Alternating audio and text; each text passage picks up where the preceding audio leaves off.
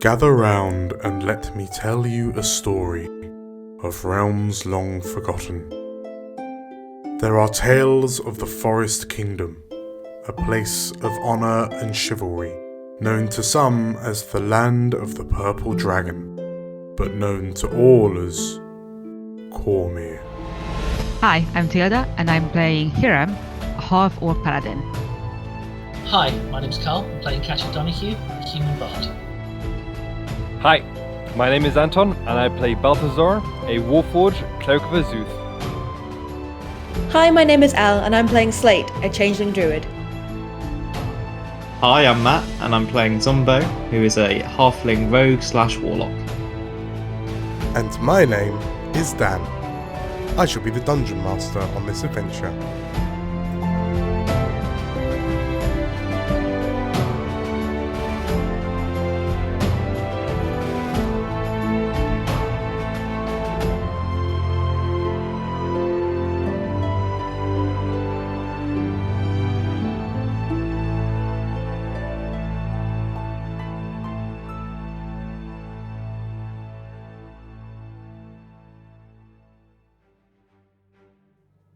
Hello, everybody! Hi! Hello! Everyone. How are you all doing today? Doing good. Yeah. Beautiful. I'm mundane very nicely. Cool. I am. I'll let you all in on a little secret. I'm doing my best to hide my cruelty and malevolence because in our last session we ended on a little bit of a cliffhanger, and we're soon going to be jumping straight back into that. And I'm just going to 180 and be really cruel and malevolent, and you won't notice because my acting right now has been so spot on. Okay. How's that Okay. sound? That was Ready for words. That was a lot of words. Yeah, good. I bamboozled you with my words. So with that said, who'd like to jump into this completely innocent and non-dangerous episode? I mean, after that, questionable. I am confused but intrigued. Good. Go for That's yeses all round. That was a hard maybe. Suzail burns like a lightning bolt from the heavens. The capital of Cormyr has been set upon by githyanki astral pirates under the command of Zinaleth, the hunter who hates. Whilst their motives are as of yet unconfirmed, the githyanki have spread across the city upon astral skiffs and dragonback to pillage and loot, slaughtering any who would stand against them. In the wake of the attack, the Warhounds accompanied Aaron Fox, sword captain of the 1st Regiment's Hippogriff Knights, to the western district of Suzail due to its population of poorer, less defended citizens. Having brought down one of the many red dragons, the Warhounds now stand in the shadow of an old githyanki and his reinforcements.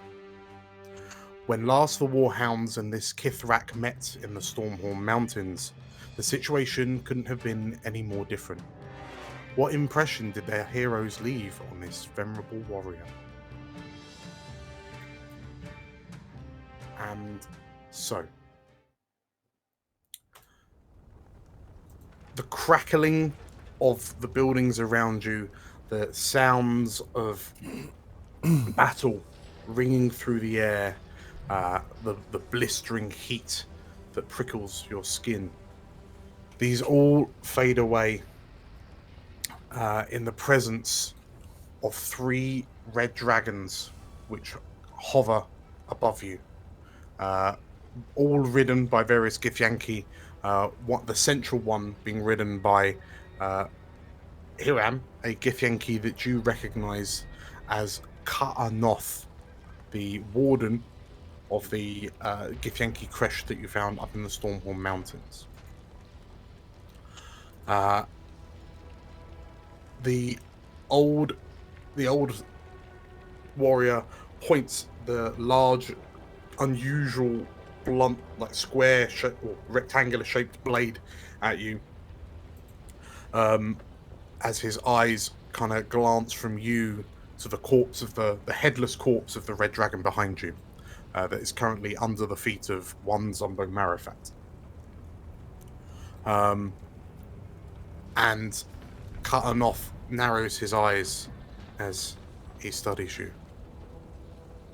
Was this your doing? He booms down to you. What, the fire? No, I'm pretty sure that's your doing.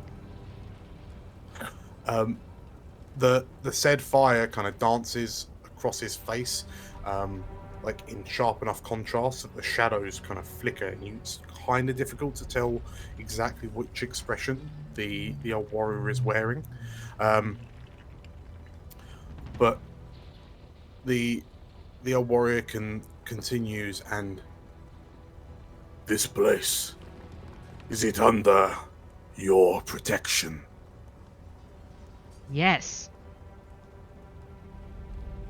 Um, And also, just saying, I thought you guys were after the illithid, so why the fuck are you burning down our city? Sounds kind of counterproductive. As Hiram shouts that up, the rest of you notice that the riders on the two flanking dragons, they kind of like you see them scowl, and like their faces contort into ones of anger as Hiram just kind of shouts up to this Kithrak. Hey man, But- I was trampled by a dragon and almost died. I think I get it. I get to do this at least just once. And Cutting Off, like his head lowers and his whole face kind of disappears into shadow.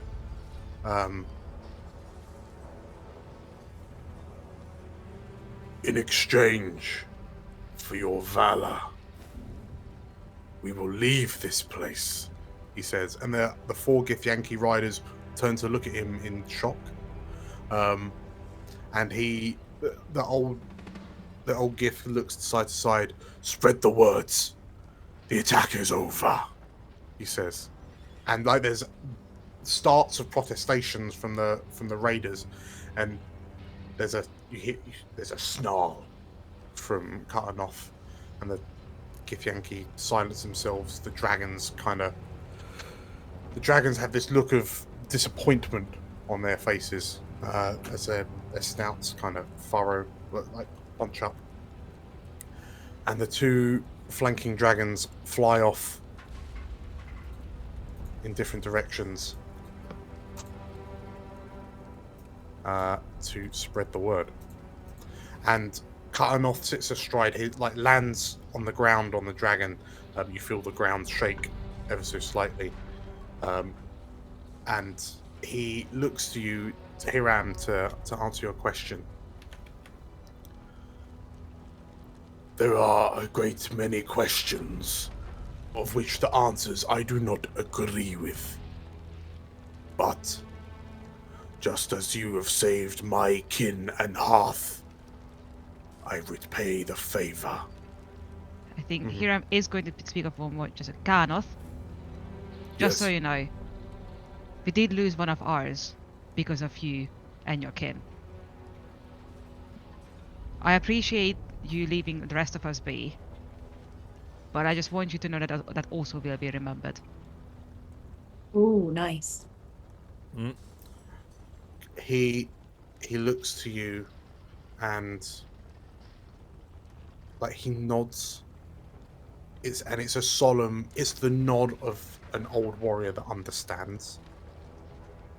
Remember, Hiram of House Silver Sword.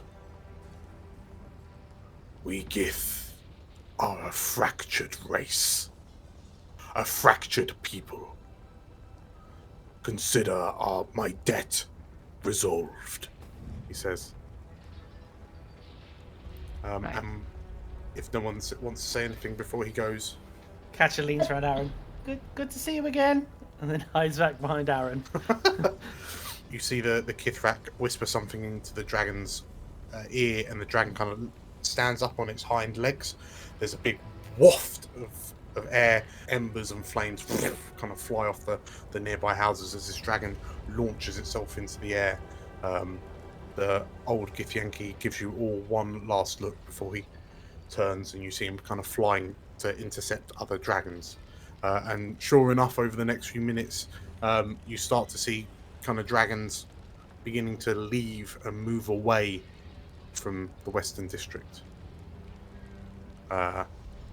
as the dragons go, you see a number of sort of like purple dragons and commoners kind of starting to appear out of like alleyways and shelters, just kind of seeing if what's happening and why everything's stopping.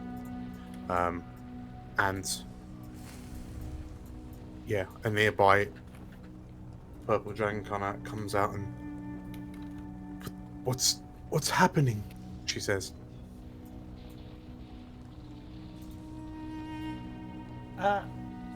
Well, the dragons are gone. As I imagine a building collapses behind it with fire. Mm-hmm. It's maybe worth going to the other house and see that everyone is out. The purple dragons kind of look to you all, and there's this kind of cautious hope on their faces. And Aaron, who looks quite sooty, just kind of nods to them and gather everyone you can find. Search for the wounded. Get them help if you can. And the purple dragons kind of nod and they run off. Aaron turns to you lot and, well, I'm going to join them, but you fought well, Warhounds, he says with a sly smirk, just kind of glancing at the headless dragon next to him. Thanks for the help. And with that, Aaron and the purple dragon's gonna nod and off they go. And yeah, you are left in the streets of Suzail as the fires kind of reach out, and kind of mingle with one another in the skies overhead. Balthazar will try and look for a well Mm-hmm. and use control water to try and dampen some of the fires. Sure. Okay. Catcher steps forward and is like, so, I'm sure I'm not the only one who noticed his very sort of pointed words at the end there. I think there may be civil war between our good friend and the hunter who hates. Yeah, it didn't seem to be getting on that well when we last met them, did they? Yes, ma'am. If not addressed to a war, but at least disagreement. Yes. I think what he was trying to imply was what happened on the North Lid he didn't agree with. Well, not to be mean about this, but that's a them problem that they probably should have sorted out before they came here. As you mull on this, Balthazar, you absolutely managed to find a nearby well. It's not a very well maintained well, given the kind of the poorer economic state of this particular district, but it is enough to you managed to pull the water out of the underground reservoir and sort of shape it and use it to quench the more severe fires, quench the worst of it nearby. Cool. As you go and sort of like more purple dragons and commoners start filtering out and sort of like helping you and sort of helping one another. What's everyone else doing? Slate, you are still a water myrmidon. I would like to not be a water myrmidon because I feel like I could just do better having control water, which I have got. So I'd rather turn back into... I think I'd turn into Chiron at this point. And yeah, I would also choose to use control water. Okay. Let me see, does it work at higher levels? No, doesn't matter. Okay. So yeah, I would just do that. Beautiful. What is... And help. Okay, are you kind of helping alongside Balthazar, or are you going off in a different direction? Probably going elsewhere just to try and make sure that more ground is covered. I think Balthazar is a fairly strong individual who can take care of a row of houses himself. Sure, okay. So, between the two of you, you kind of start using your magic to put out these fires. What's everyone else doing? Zumbo, What is Umber doing? Yeah, so he probably watches Slate and Balthazar use their magic for a bit, and then Betty kind of, where she's sat on his hatch, kind of just taps him on the head a few times, and he turns into a watery version of himself. Yeah. Probably starts yelling in discomfort, and Betty kind of steers him into the burning buildings, and basically running him through some of the smaller fires that Sure. Balthazar and Slate may have missed, and he's kind of sizzling as he goes. Okay.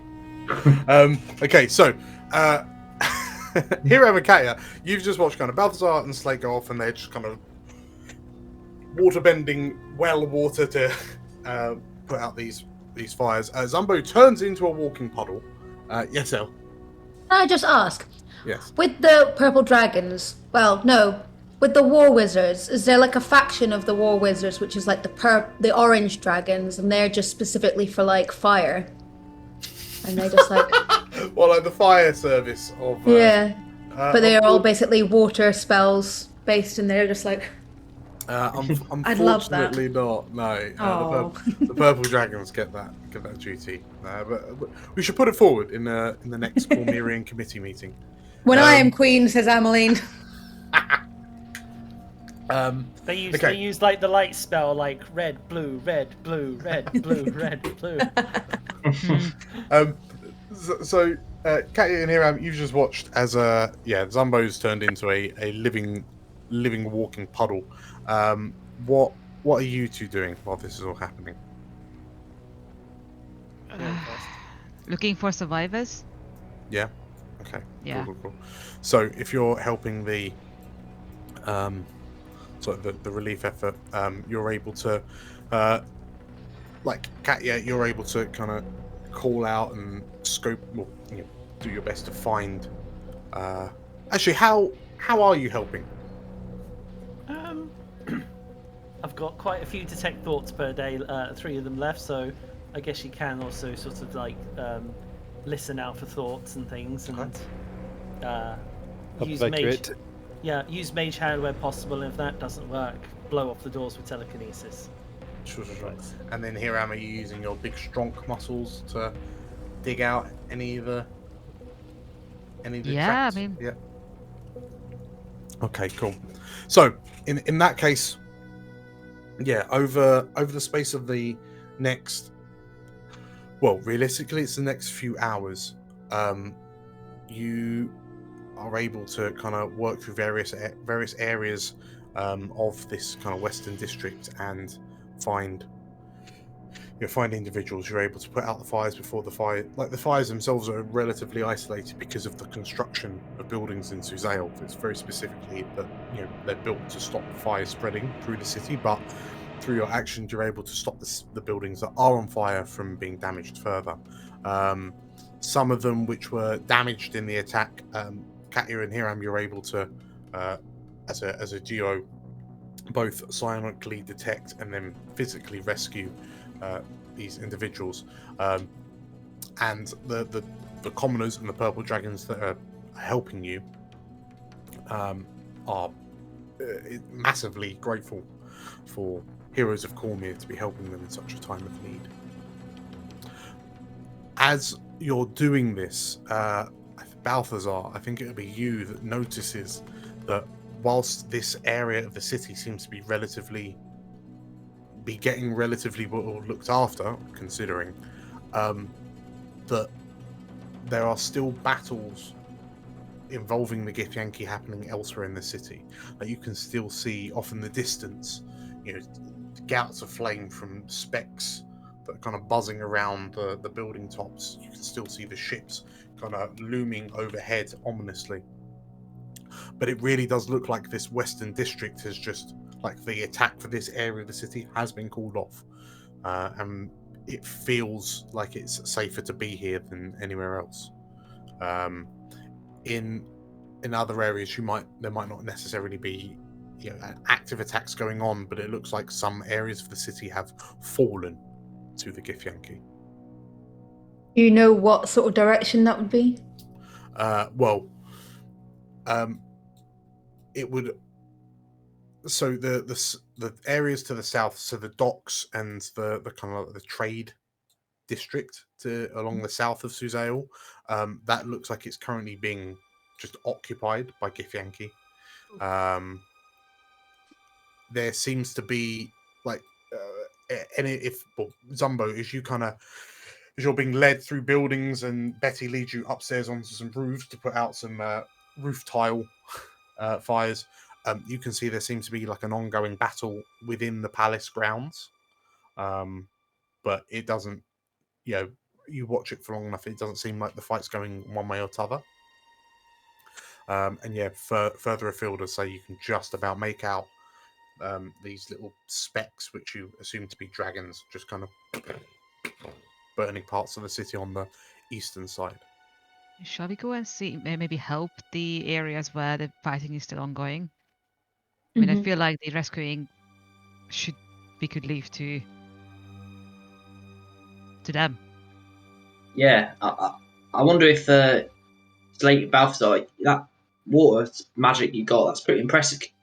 How much could you do with the water down by the docks? I mean, you put out a few buildings with just a well, so maybe if you guys went to the docks, you could Can I keep it up for a few do minutes? even more. Oh, okay. All right. I wonder, could we? I don't know. I don't know if you maybe think, or maybe Zumbo. I don't know. I mean, I'm not going to lie. I kind of want to go check on my family if I can. If you guys don't need me that badly, but I will go where I'm most needed, obviously. I think that's only fair. We could come with you and help, or you can. Yeah, we can all go. Are they en route to the palace? Sort of. No, it's a bit of a detour because they would be somewhere in this area, aren't they? Yeah.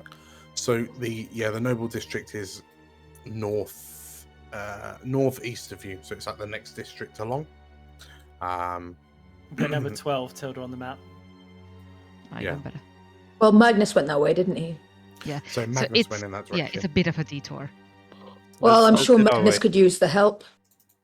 Yeah, maybe we all head in that general direction, and Hiram, you can peel off with Emily to look after your family, and you can meet us back at the palace once you know they're safe. Yeah, I can do that. Sure. All right. So who's going to the Silver Sword area? I think just me and Emily. And where's everyone else going? Well, somebody's thinking is that if the palace falls or whatever, then that's going to be a pretty big blow to morale. Okay. But my thinking, and I would say this to Balthazar, to Hiram, to everyone basically, is there no way we should be contacting, the hunter? I mean, maybe we could at least distract her for a while. She's obviously at odds with her own people in some ways. We can try.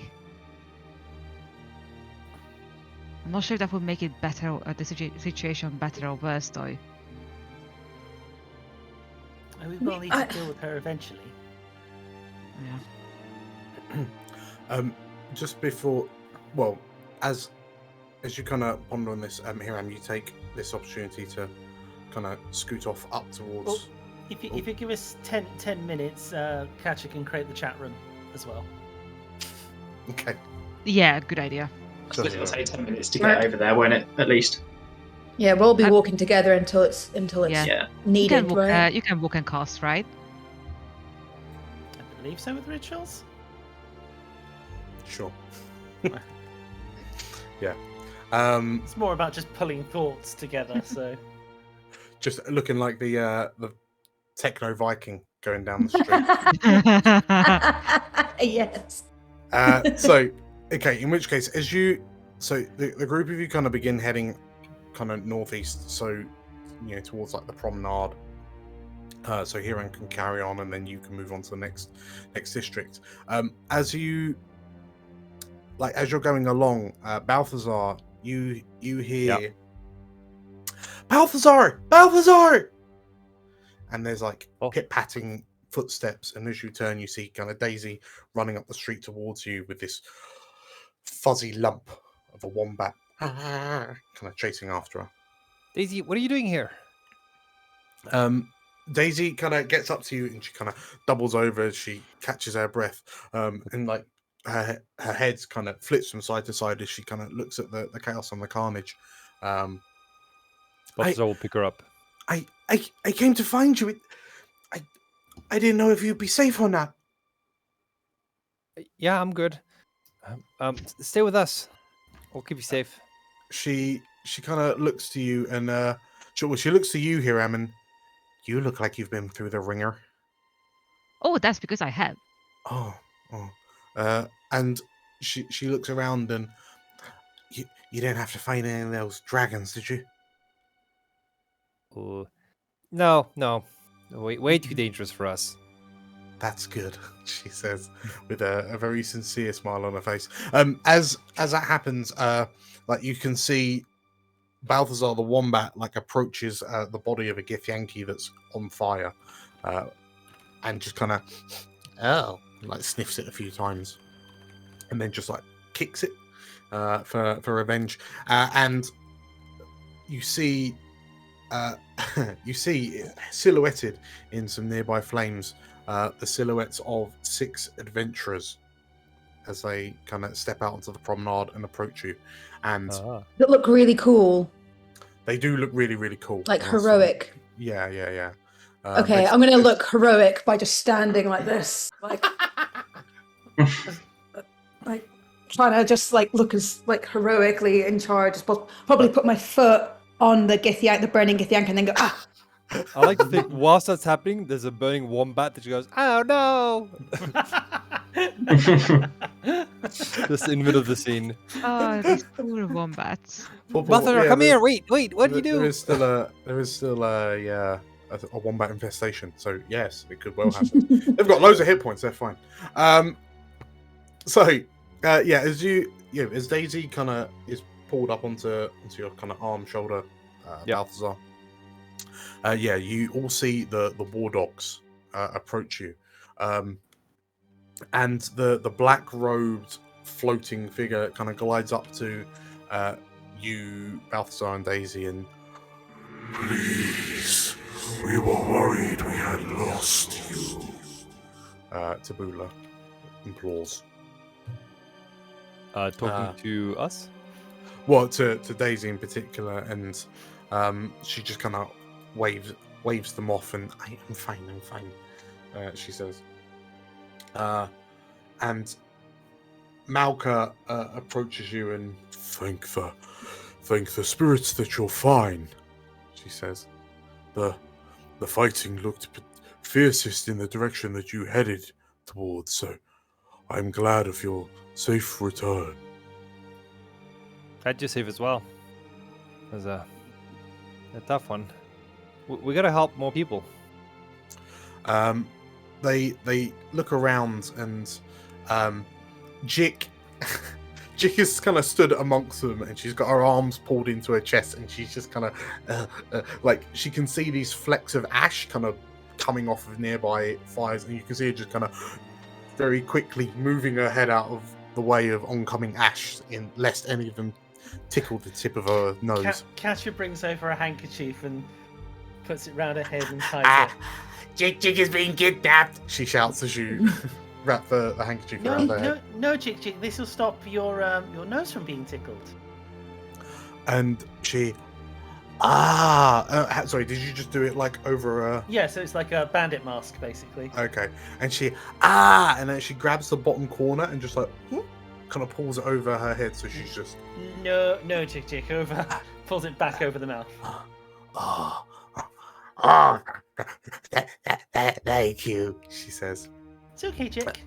And Bodger kind of looks to you all, like side eyes Daisy on your shoulder, Balthazar.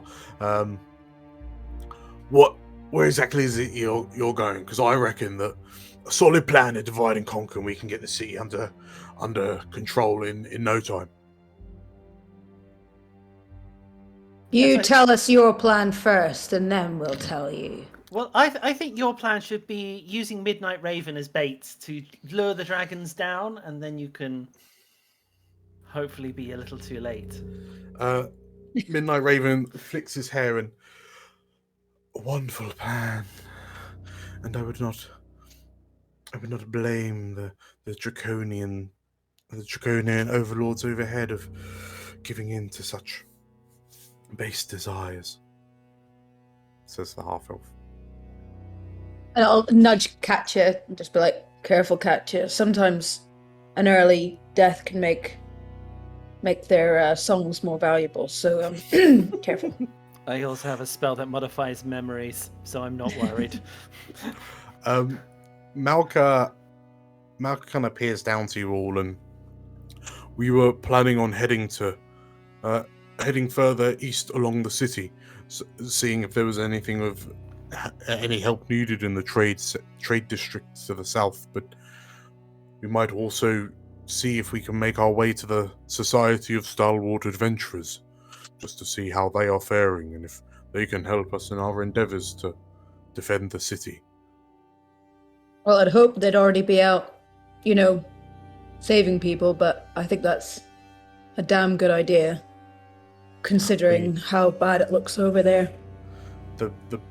This kind of towering Goliath woman nods to you, and if nothing else, we wouldn't want the Warhounds to upstage us on the action now, would we? She says with this kind of smirk as she kind of readjusts her grip on her maul. All right, then. How many dragons have you fought, and how many? Let's just put it down, and then once we've got a tally, we'll see who's the more warrior of the canines. Bodger looks at you and sounds like a deal. None at the moment, but we're just giving you a head start, aren't we? I guess. So, the war dogs kind of look to you, and Tabula looks once again to Daisy and, do you wish to accompany us, or are you happier with the Warhounds? This ethereal creature says, and Daisy kind of looks to you, Balthazar, and what? Stay with us. What do you think? Do you think it's safe enough with you? Yeah. Yeah. We'll be Just okay. a random bed. Stay with your husband. You get +2 AC. You get +2 AC. Stay with me. Not wrong. You are not wrong. AC of 12. Yes. Daisy kind of nods, and I'm going to stay with the Warhounds, if that's okay with you. And Tabula just kind of nods very slowly, and then just kind of drifts away. That thing remind anyone else of those bloody shadows on the boat? Scares the heck out of me. The female dwarf, who once again has been utterly silent in this interaction, just kind of looks to you, Zumbo, as you say that, and she just kind of gives you a discreet but firm nod. And with that, the 6 warhounds, the 5 war dogs, beg your pardon, turn and leave, and they take a few steps before they realise that Jick is still stood in front of you with this kind of gormless smile. Well, you assume she's smiling. You can see her chin poking out from the bottom of the handkerchief she's got over her head, and she's just kind of like looking at you one by one. And Oh no, not in a smoke-filled city. No, I've seen what her sneezes can do. You hear one of the war dogs call for her, and Jick turns around and Jick go, Jick, we'll see you later, yes? Of course, Jick. Yay! She shouts. And I can't believe they got her. like you see her, like as she runs, you notice that she's got a definite flat-footed, like meat slap kind of run, almost like a waddle. Yeah, she just kind of chases after them. And you see like Malka like turn, and there's this kind of motherly look on Malka's face as she kind of reaches down and kind of places her hand behind Jick's head to just kind of guide her in. Anne, Yeah. did you make Jick the reverse Emily of their group? She's almost as lethal as Emily. Oh, Not quite. Whereas like Emily is chaotic order. Jick's just chaos. Yes. Yeah, we will well- leave that for the fanfics. While they go off, Karen will just shout out at them. 1-0, 1-up. It's 1-0. You got 0. You got 1. Think we're gonna win. You watch as the war dogs kind of wander down the street. They're sort of like talking amongst one another whilst also kind of keeping an eye out for any dangers. You watch as a building to their left, so just down the promenade, explodes out as this red scaled head kind of lunges through the corner of the building, and you see this githyanki rider like on the back of a dragon like come swooping down towards the war dogs. The war dogs all kind of drop into a defensive position. Jick turns around, panics, and sneezes, and you just watch as this red dragon turns into balls. God. See, I told you, that could have been us. On our team. And like you see the war dog's just kind of frozen in the middle of the street looking at this goblin who's fallen on her back. And you can just about hear her shouting, "What happened? What was that?" she says as bubbles kind of rain down from the sky. That one doesn't count. Yeah, it doesn't count.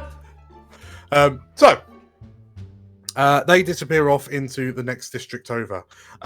You find yourselves kind of on the promenade, and Hiram, you're kind of eyeing this street next to you to head up towards the noble district. Now you know that the war dogs are kind of heading off to in one direction. Who's like what do you plan to do now? Gonna go to Hiram's house, right? That's just me and Emily. You guys are going Yeah, to the palace, I think we right? can basically like drop him off at Okay. the gate, I guess, and then he can meet us. Sure. Gotcha. He's Alright. checked in on his family. Let's do that. I don't Drop think them it off. makes sense for you guys to come all the way though, because that will be all the way here on the map. Okay, sure. You guys Yeah. going to the palace, so we can Go as far together as we can, I guess. yeah maybe Yeah. come like this way or this way and just part ways. Okay. Yeah. Yeah, that makes sense. Although I suppose if that is that the entrance to the palace there, because if so, we need to walk past your family's home to get in it.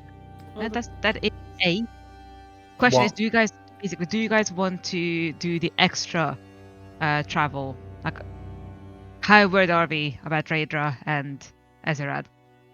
Oh, not that worried, but I mean the throne. Yes. We'll have a lot of soldiers guarding it, I suppose. So Yeah, I mean, between a lot of you, you think that between a warrior, a powerful warrior such as Raedra, the royal guards, the fact that dragons arguably couldn't really fit inside, so it'd just be kind of they'll be torching the outside, but the githyanki would be running around inside.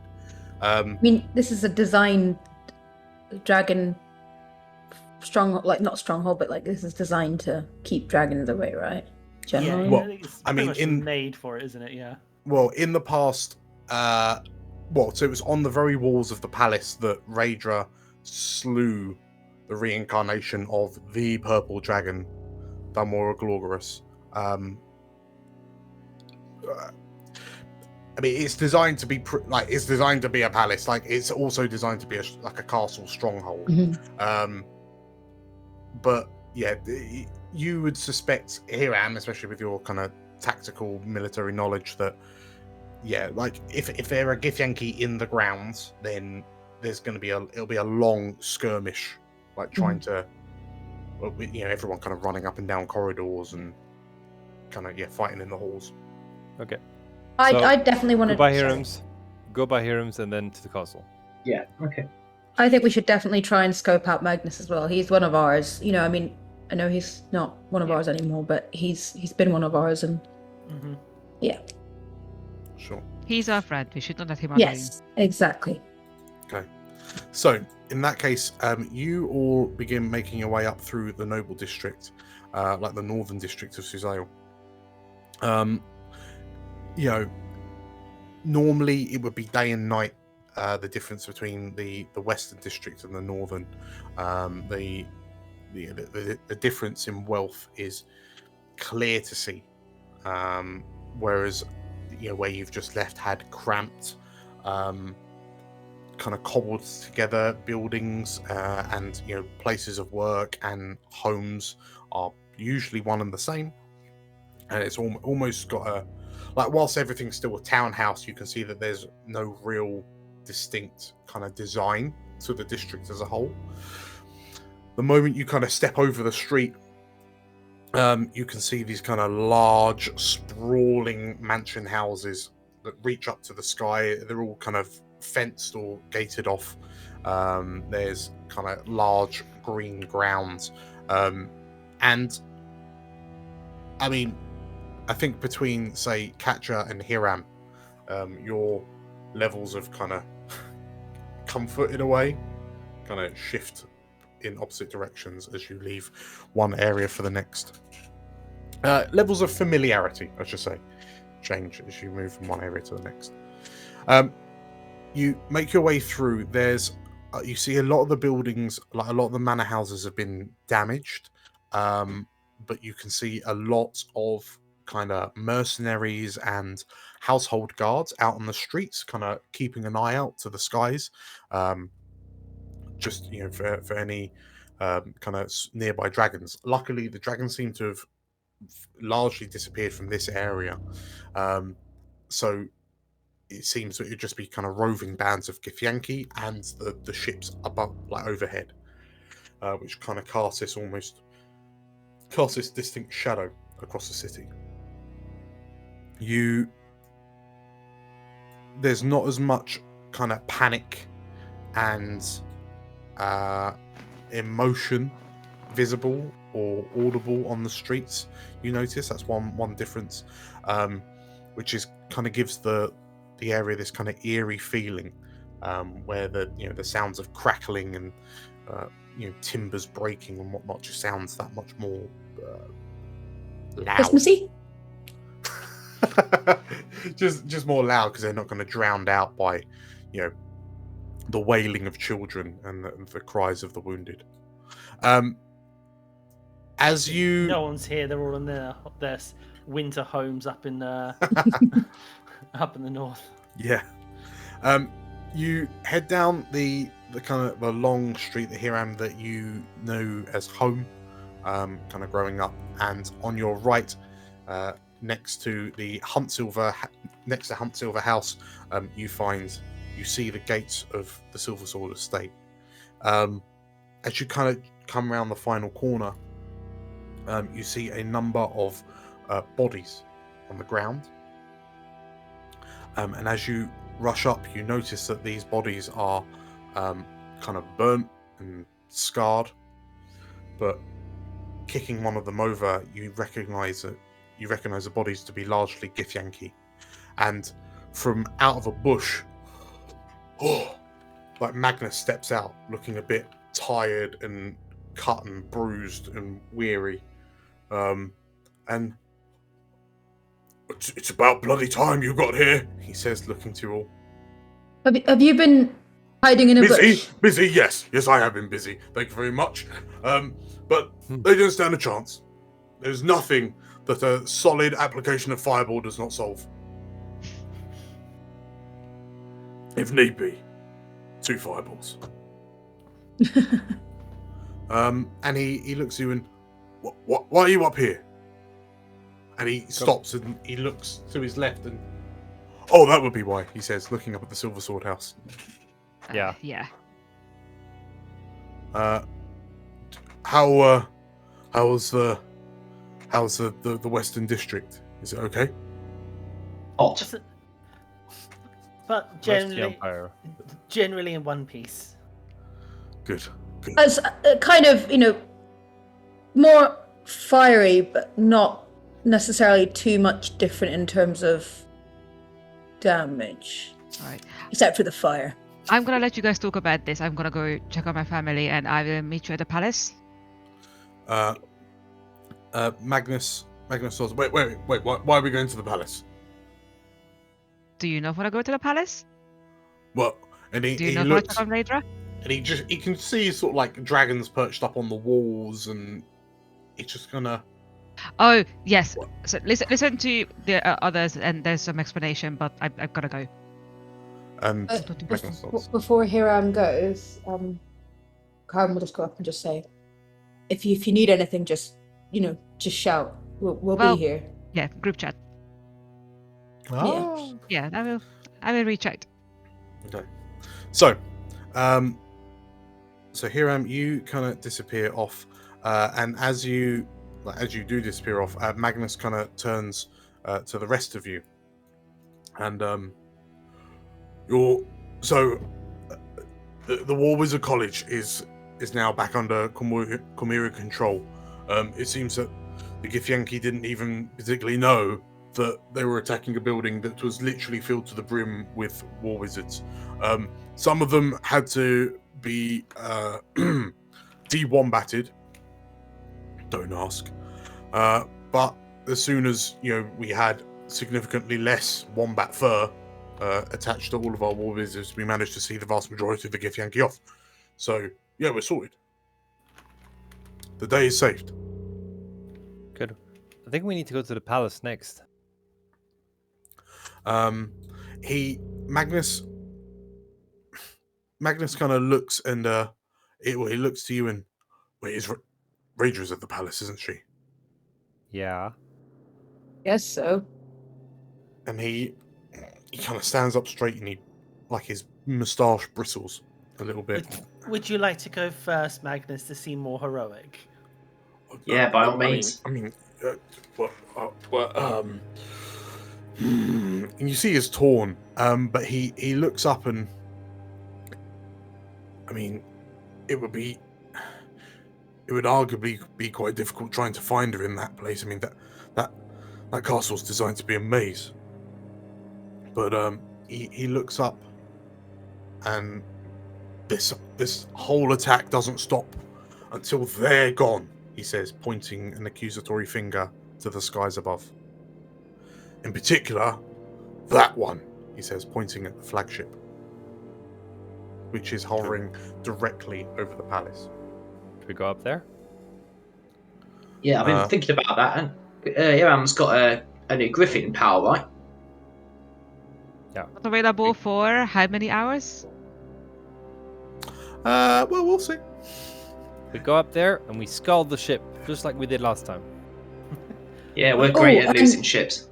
I don't think taking on air is going to bring them down as much as say water does to a Aether. Otherwise, that's rather a flawed design, I think, of an airship. You put a hole in it and then.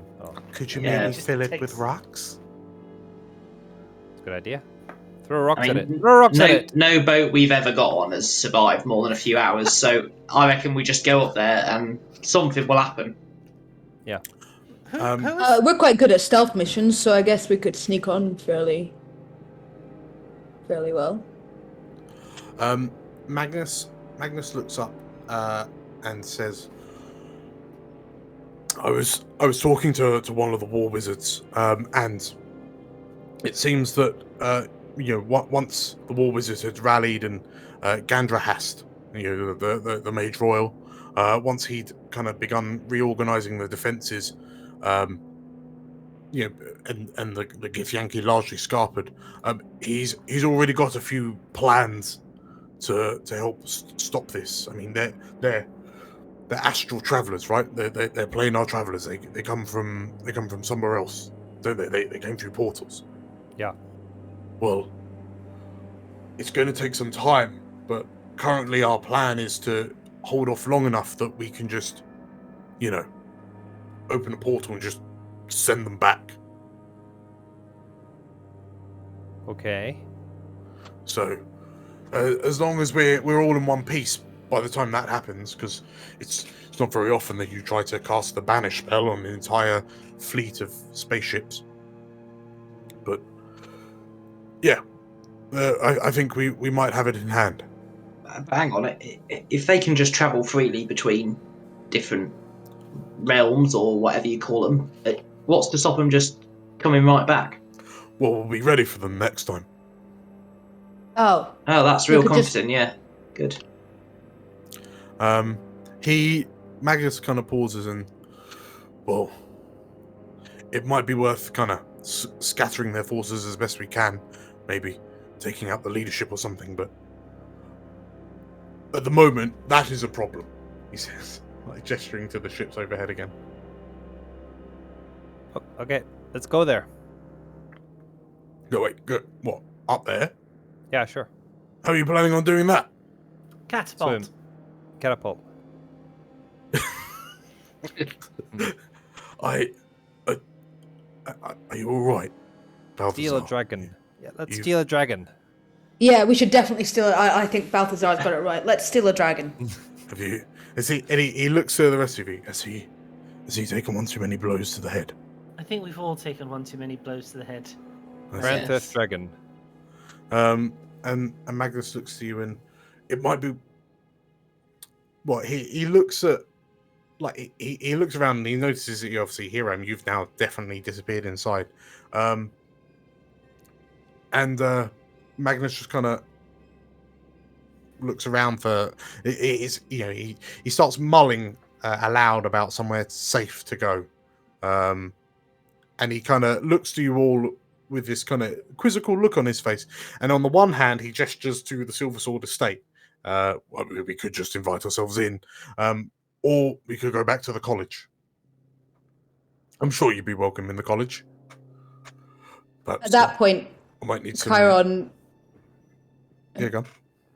At that point of the mention of college, Chiron's like, "Oh, that could be a good idea." Thinking of Robert. We yeah. could meet The up. Abilene. We could meet up with Robert. Yes. Well, we can't really just leave him here. He's expecting us to meet up with him. I mean, At he's this still point, connected. you guys hear a voice like, "Just go wherever, I will find you." What is the plan? We're going to the War Wizard College? Is that the idea? Or we could go to the Stalwart Adventurers to Or you could, make sure the. Yeah. So Make sure the taps still work. You could head to. What are we going to do there? Nothing. Okay. So by all means, you could go to the College of the War Wizards. You could break into Silver Sword Estate. You could head south into the Royal Park to go to the Palace and the Royal Court Castle, or you can carry on around your loop towards the eastern districts, the Society of Stalwart Adventurers. But there does seem to be like a greater amount of fighting going on the eastern side of the city. Can't we go to the College of War Wizard, get some wizard to cast fly on us, and we're going to go to the ship? Huh? After a magic long rest, which isn't really a long rest.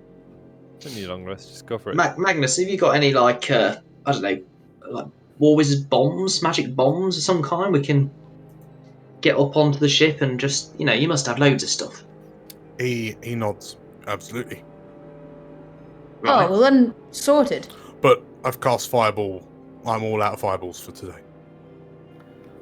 I mean, But the college must have some. We need, if anything, we can exact the revenge that we need to. Earlier, when I mentioned that there was no problem that could not be solved with suitable application of Fireball, that is something that was liberally used to fend off the Githyanki. Right. I meant more of like a device or like an artifact or something that you built. The idea that war wizards would construct something extremely powerful and destructive to help us win large-scale battles is utterly ridiculous, he says. And he kind of stands and puts his hip next to Balthazar. It's ridiculous, Sampo. I don't know what you're talking about. I mean, cinematically, imagine the whole party is just slowly looking from Magnus to Balthazar. Balthazar's got a wombat and his wife on his shoulder.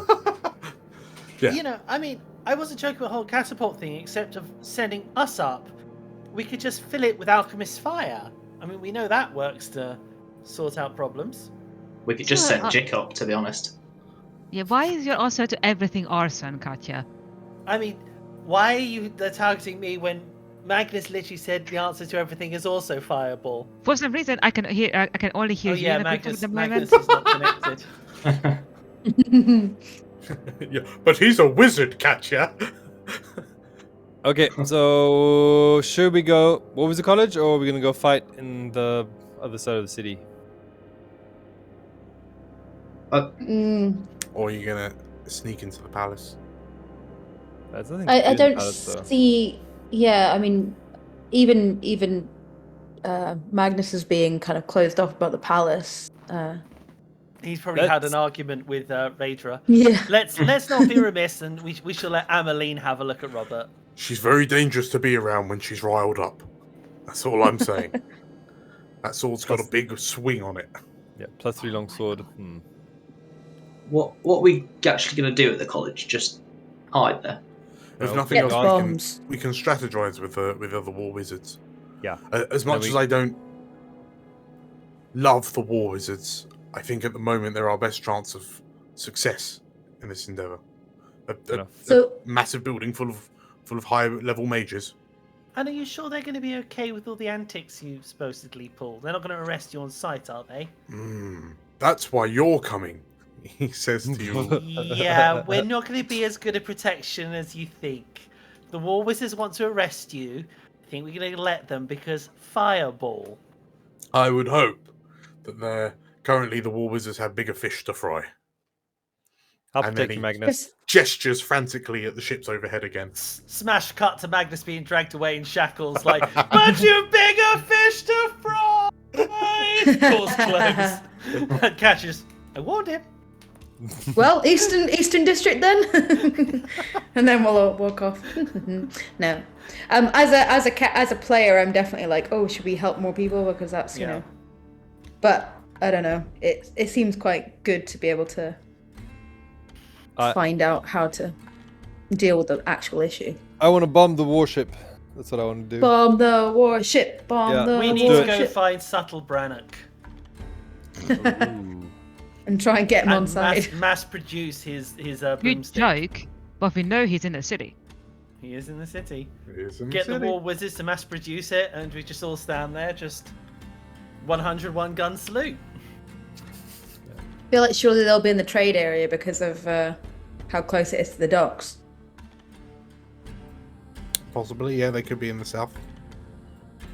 Although the last time you saw them, they were in the royal docks, so like in the Citadel, the Purple Dragons. So that's the southeastern corner of the city.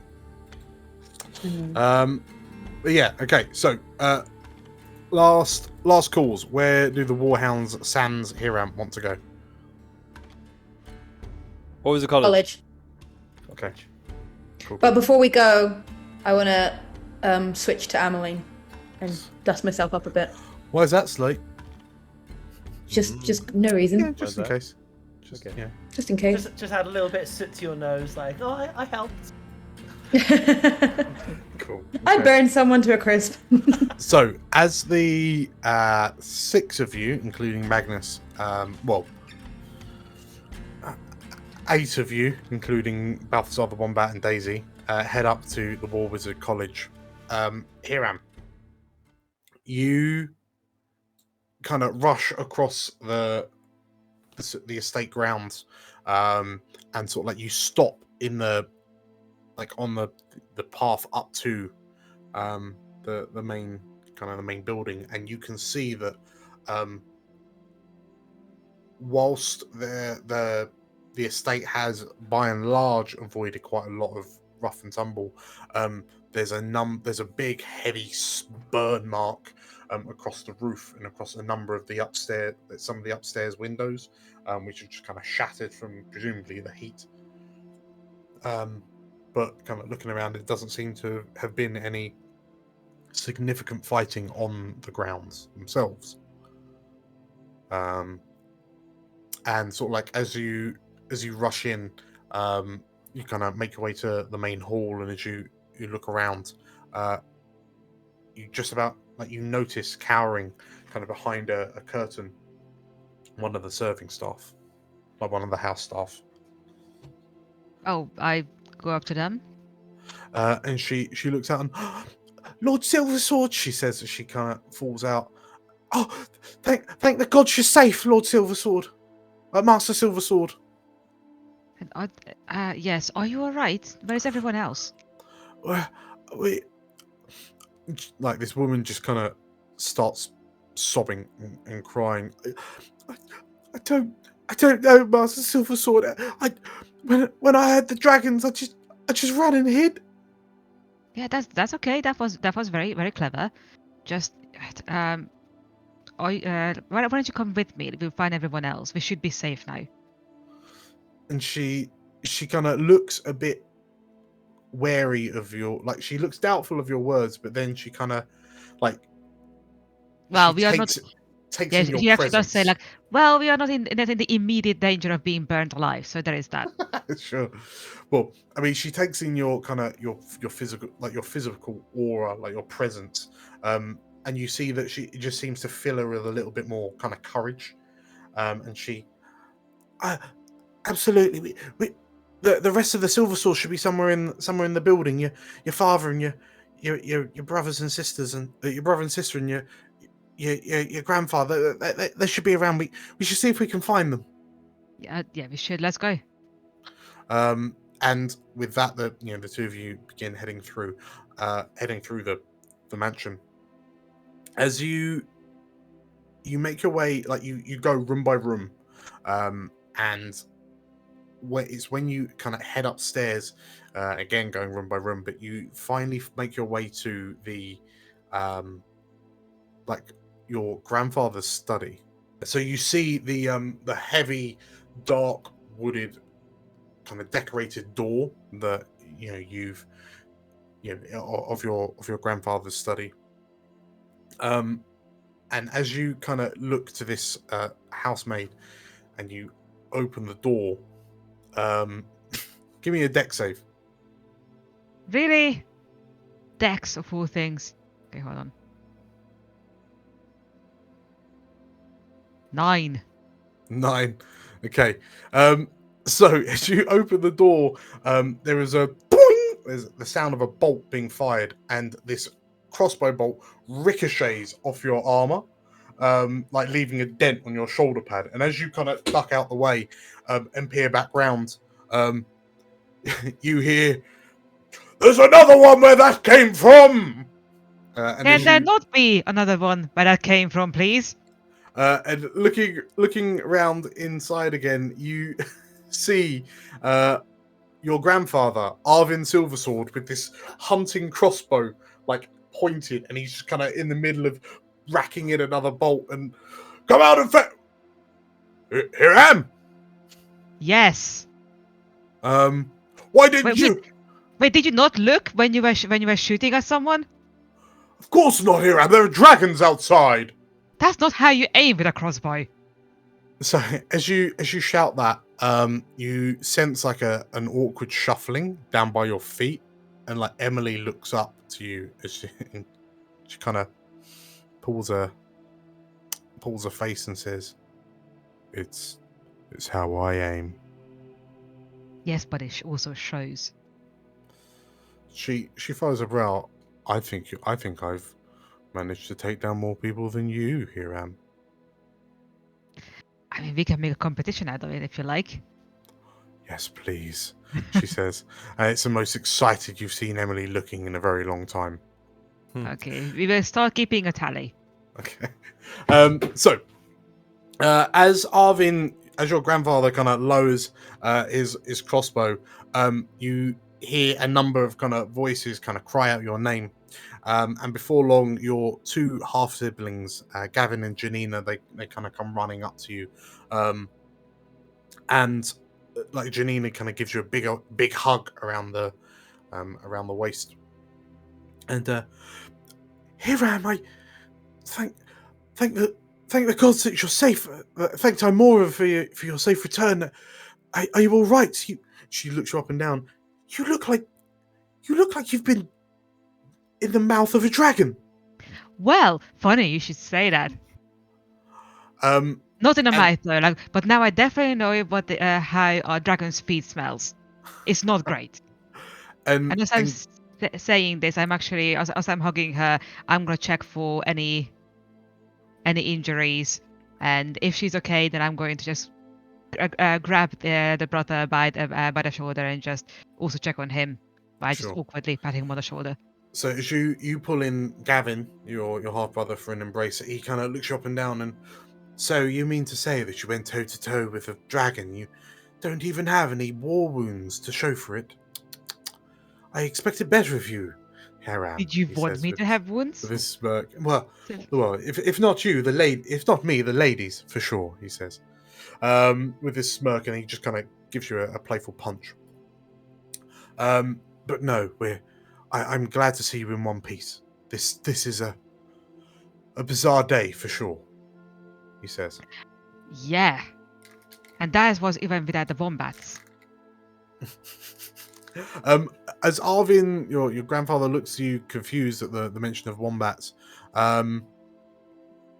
you hear, "What? No hello for your father?" Hello, father.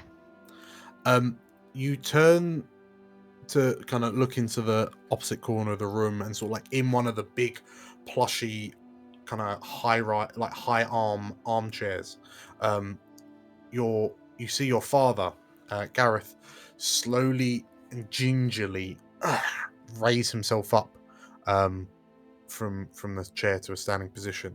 On a nearby table, you see what appears to be like a ceremonial saber of some sort, and it appears to have been used. And like as he approaches you, you notice that he's cradling his arm, and he looks you up and down, and you look like you've been through. You look as bad as I feel, he says. I wish people would stop telling me that. What happened to your arm? He looks at him and kind of almost sneers, and it's nothing, he says. And Janina steps in, and some of those raiders got inside the building, and luckily father still remembers his fencing chops from his childhood, and he managed to see them off, but not before one of them got a good licking on him. That's not good. Can I see? And without waiting for an answer, I'm actually going to grab his arm to take a look. Like he goes to recoil, but you grab his arm, and as you pull him towards him. Yeah, and I am gonna cast Cure Wounds first level. Okay. Perfect. Okay, so, Gareth. So your father starts to complain, but then as your hands glow, and he channels this magic into your arm, he kind of calms down a bit, and he looks shocked. Your father looks to you, and he's got this kind of surprised look on his face, and I didn't know you could do that, he says. It's a somewhat recent development. He nods, and interesting, he says, and like his mind seems to wander a bit as he looks down at your hands, which have now stopped glowing, and he looks you in the eye, and for the second time in your life, you see him wearing a mask of vulnerability, and he kind of snorts and, yes, well, thank you, Hiram, he says. I'm glad everyone is okay. Where is grandmother? Your grandmother's up in Arabelle, and she hasn't had last I heard she came to speak to you, but she hasn't managed to return yet. I mean, that's lucky. I mean, this scenario. Truth be told, I'm glad. Yes. Well. Okay. Where are the rest of the Warhounds, Hiram? They are checking the group chat. They are going to the academy. I actually need to go and join them. I just wanted to make sure that that you were all okay before I went. Where are the rest of the Warhounds, Hiram? Why is it always arson with you, Catcher? Okay. So they nod, and Gavin looks to you. Your brother kind of crosses his arms and sizes up to you, and well, between you and the rest of the Warhounds, I don't think there's I think there's very few people who we would trust as more to fight off a load of dragons. I mean, there's only a few dozen out there. That's all in a day's work for you, right? He says. Well, the dragons are not the problem. The dragons are a problem, but they are not our biggest problem at the moment. They're not the problem? Janina says. Well, what could be more problem than a dragon? Okay, so I don't have the time to get into it. But if you could just gather everyone and go maybe underground for a while, that would be preferable. But also make sure you have lots of light around you. So your siblings, and air. Yes. Well, yeah. Your siblings look to one another a bit concerned, like confused. Your father seems somewhat nonplussed, but Arvin, your grandfather, holds you with this kind of very serious look, and we still have access to the underground tunnels and basements. We'll hide out down there. Okay. If you think you can get other people to come with you safely, then I would recommend that too. Just the more people are off the streets and just in safe place, the better. Things are bad. Things are bad. I'm not sure how they're gonna go. Arvin blinks, sort of like nods, and very well. We'll do what we can. And he kind of stops, and this isn't the first time that Suzail was attacked by a force of evil and dragons. We survived then, Hiram. We'll survive today as well. Yeah, that's a good stance. And yeah, this barrel-chested beast of a man just kind of nods to you and, come on, gather your possessions. Let me show you to the catacombs, he says. And as we are about to leave the estate, I'm actually going to lean down towards Emin and say, hey kiddo, I know I just told you that we can keep a tally, but if you want to stay with my family, that's also an option for you, just so you know. Emily looks up to you. Are you honestly thinking that you're going to stop me from shooting even more dragons? I thought better of you, Hiram. I kind of need a head start, I'm not going to lie. She kind of nods to your grandfather, and he seems proficient with a crossbow. I'm sure they'll be fine. Okay. So, with that, Aram, is there anything else you wish to do in the estate? I think not really, but as we are leaving, he is going to just kind of unclip the brooch and just go like, how do I make this work again? Like, can I maybe recharge it if I just... And he's like furiously trying to clean it and things. Rubbing your feet on the carpet, trying to get static charge going. Yeah. Rubbing literally your palms like batteries to warm them up. Yeah. Okay. Maybe it's a magic lamp. Yeah, the light is still red. It hasn't gone green yet. So, yeah, if there's nothing else you wish to do, are you gonna head over to the college to? Yeah. Cool. In which case, yeah, you make your way over to the college. As you kind of make your way through the steps, make your way through the streets, you see the college kind of dominating the skyline, and you can see the walls of Suzail almost immediately behind it.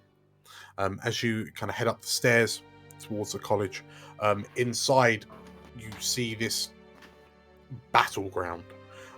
You've only kind of seen the War College a couple of times. I mean, you've been here on kind of special meetings when you spoke with Ezred once upon a time, but the polished marble floors are now cracked and blackened. The drapes are torn, burnt, pulled down. You can see as you come up the stairs towards the college proper, you can see younger war wizards, sort of like porters, and the serving staff kind of carrying bodies out of the college and just kind of, for all extent purposes, just having to like dump them at the bottom of the stairs, just to get them out of the building. And a lot of the bodies are kind of blackened and scorched. Looking around, you can see that one of the towers of the college, the roof has just been collapsed in. Like you can see, the roof has just been smashed in. There's rubble and masonry kind of scattered around the streets. As you enter into the main hall proper, stood in the middle of the room is a congregation of war wizards. And they all appear to be kind of locking eyes with one figure in particular. You see the rest of the Warhounds just kind of giving each other looks as these war wizards burn their eye beams into Magnus's head. As Magnus just kind of stands a little bit sheepishly in the middle, and I heard good reason, he's saying to them all. And you can see one of the war wizards kind of goes to say something but can't quite talk because his mouth is still slightly shaped like a wombat. Oh god. And Hiram, as you enter in, the Warhounds, you hear Hiram enter with Emily, and as you part and kind of Magnus turns to looking, you steps to the side, you hear, "Oh, very good of you to join us, Master Silversword." And as you look across the room, in amongst this throng of wizards stands Gandrahast, the Mage Royal of Cormyr. Oh dear. Have I met him? Yes, you have. You again in the meeting coronation? with Ezred, and at the coronation. And once upon a time, you saw him from afar when Rager was still on the throne. Yes. Okay. He looks to you and good of you to join us, he says, and he looks to you. Now, Warhounds, are we interested in disposing of a githyanki fleet? He says, and as he says that, we will grab a 10-minute break. Nice. Wait. Okay. Cool. We'll see you all in 10. See you in a mo. See you in 10. See you, bye. Hello, my name is Magnus Cobbleson, trusted advisor and champion of Raedra Oberskir, previous monarch and defender of Cormyr. Did you give yourself that title? Yes, I did. Right then. Well, it has come to our attention that you've not subscribed, and Cormyr's safety depends on your support. I am personally offering a reward for each subscription to the... What sort of reward? I haven't figured that out yet. I've subscribed, my lady. Absolutely not. But you, yes you, remember to subscribe for Cormyr. Welcome back, everybody. Damn Dan. Are you right? You good? Good. It's a good break. Thanks. Yeah. Wonderful. I'm glad. Let's play some more D&D, shall we? Cool. Yeah. Back in the room. So, Go for it. we rejoin the Warhounds as Hiram arrives at the College of the War Wizards on the northern edge of Suzail, in the aftermath of a particularly destructive and devastating dragon blitzkrieg, or githyanki blitzkrieg, aided by dragons and flying ships. So yeah, Hiram, you've entered into the main hall to find a large congregation of war wizards, of varying kind of degrees of age and power. Surrounding the Warhounds, accompanied by Magnus, who's looking somewhat sheepish, giving his very recent endeavours. And in amongst all of them is Gandrahast, the Mage Royal of Suzail, and arguably the most powerful spellcaster in Cormyr. Yeah. Besides Jick. Besides Magnus. So, Gandrahast looks to you and, well, now you're all gathered, he says, looking to you, and sort of like as he turns to you, his sort of like his reddish but kind of graying hair sweeps back from side to side. Like he looks to look at this man. He's kind of thin, wiry. You could even say kind of greasy, but that may be because of his recent exertions in repelling a githyanki assault. Yeah, he kind of looks to you with his beady eyes, is kind of pointing his crooked, like elongated crow's nose at you. Now that you're all gathered, might I suggest we retire to somewhere a bit more private to discuss our immediate plans, he says. Lead on.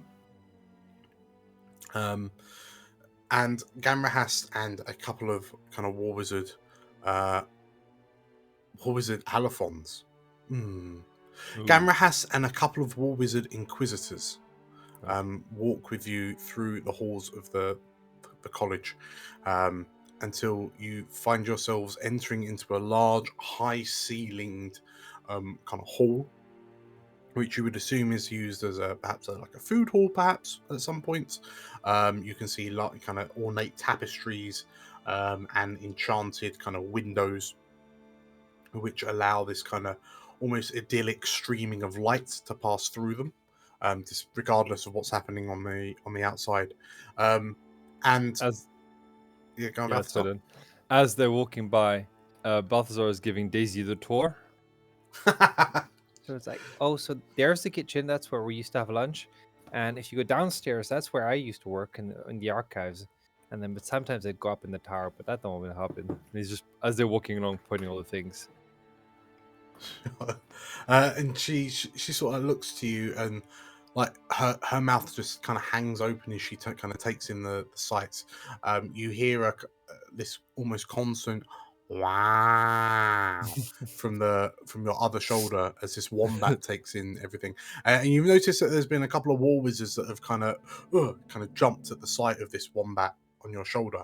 Yeah, Daisy looks at you, and it's just everything's so big in the city, she says as she looks around. But as you get to this kind of meeting hall, one of the war wizards stops you, Balthazar, and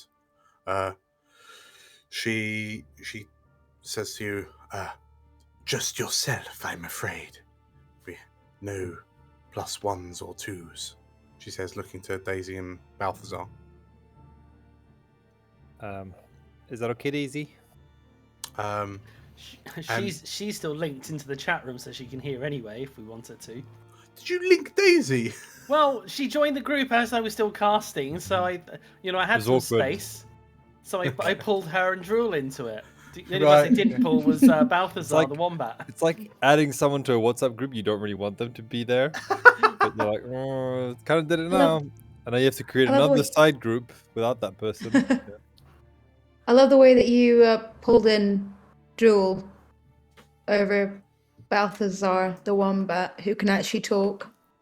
Yes, but at least we know that Drool's thoughts aren't going to just go on and on and on. True. That is true. That is true. He strikes as that kind of person who's like, oh, I can talk in people's minds. What was I thinking about last week? Let me keep thinking about that one. I'm going to think about this new thing. Ever wonder why the sky's so blue and why the sea's so green? So, Daisy looks to you, Balthazar, and that's fine. A lot of it would probably just go over my head. she says, and she kind of slides down onto your forearm so you can lower her to the ground, and you hear her. As Balthazar just kind of launches himself from your shoulder, kind of lands upside down. I'll point them to somewhere safe, I guess. Sure. Well, one of the nearby war wizards, an actual war wizard as opposed to an inquisitor, kind of nods and we'll take good care of her, of them, she says, and kind of Daisy smiles to you, and yeah, you're led off, or they are led off, I should say. Cool.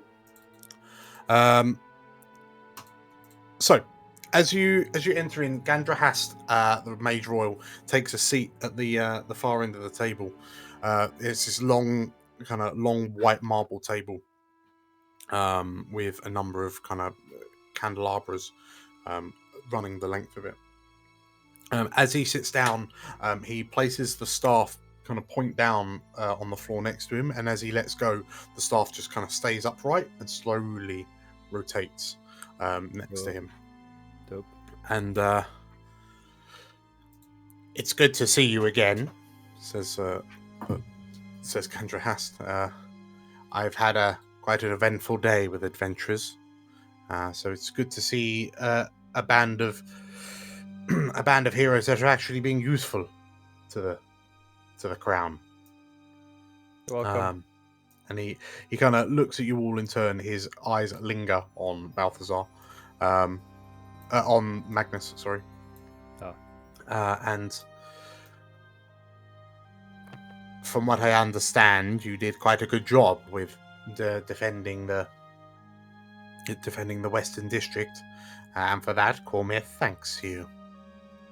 But in the grand scheme of things, this is not more than a minor victory, a fleeting celebration.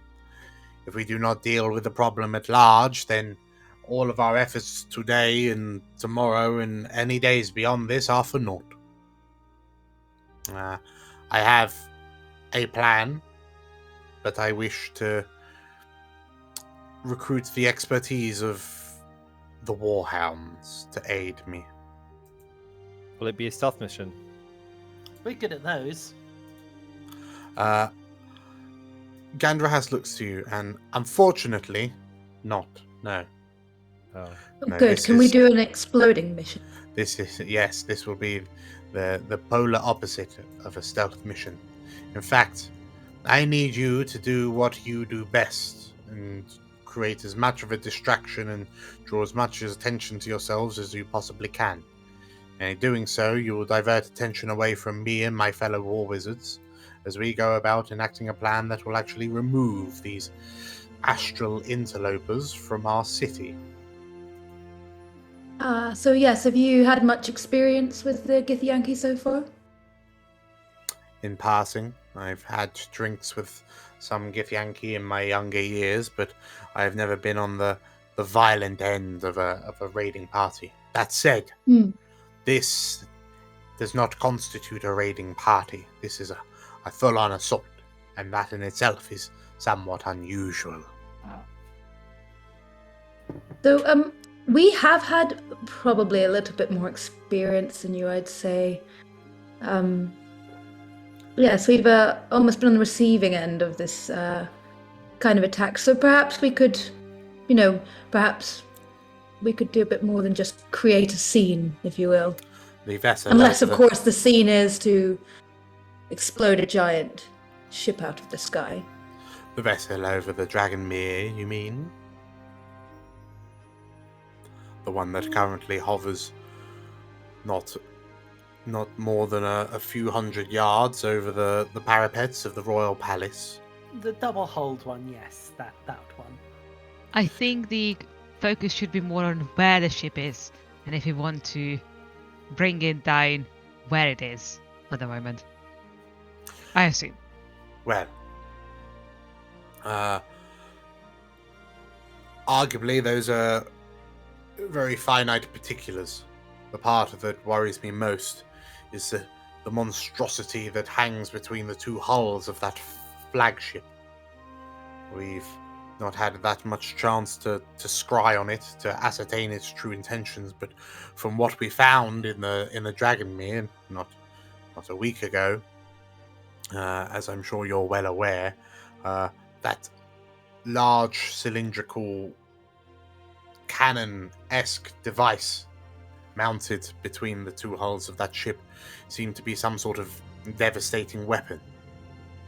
We have no interest in seeing it being used, and so my task for you would be to go up to that flagship and prevent its use.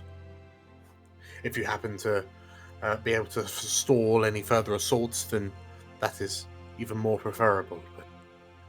But the destruction of that weapon is of our most imminent concern. Yeah, we You've can help. seen it in action. What can you tell me of it? It seems pretty unstable, really. I don't know how it works, but if I don't know, it might destroy the ship itself. Can we overload it somehow? Gamrahast shrugs. The only thing I know of is its destructive capability. From what we found of the Mind Flayer vessel in the Dragonmere, it is capable of extremely destructive power. I was hoping that you would be able to shed a bit more light on its operation. I can show you. How? It depends if you'll let me into your mind. I can show you an image. I can show you exactly what happens as it happens. Gandrahast stops, and I would rather you describe it to me.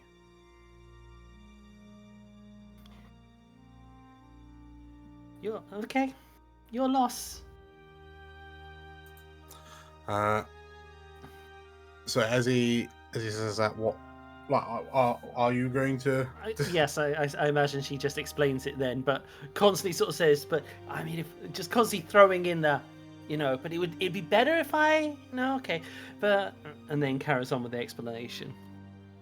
Okay. Gamrahast ponders on it for a while, and I could be wrong. It is unlikely to happen, but it does happen from time to time. But it sounds like it is some sort of focus for the raw energies of elemental chaos. The fact that it is able to draw in and direct that energy is impressive indeed. The architect of such a weapon must have been a prestigious creator. Oh, we know who built it. We know You who do? built it. No.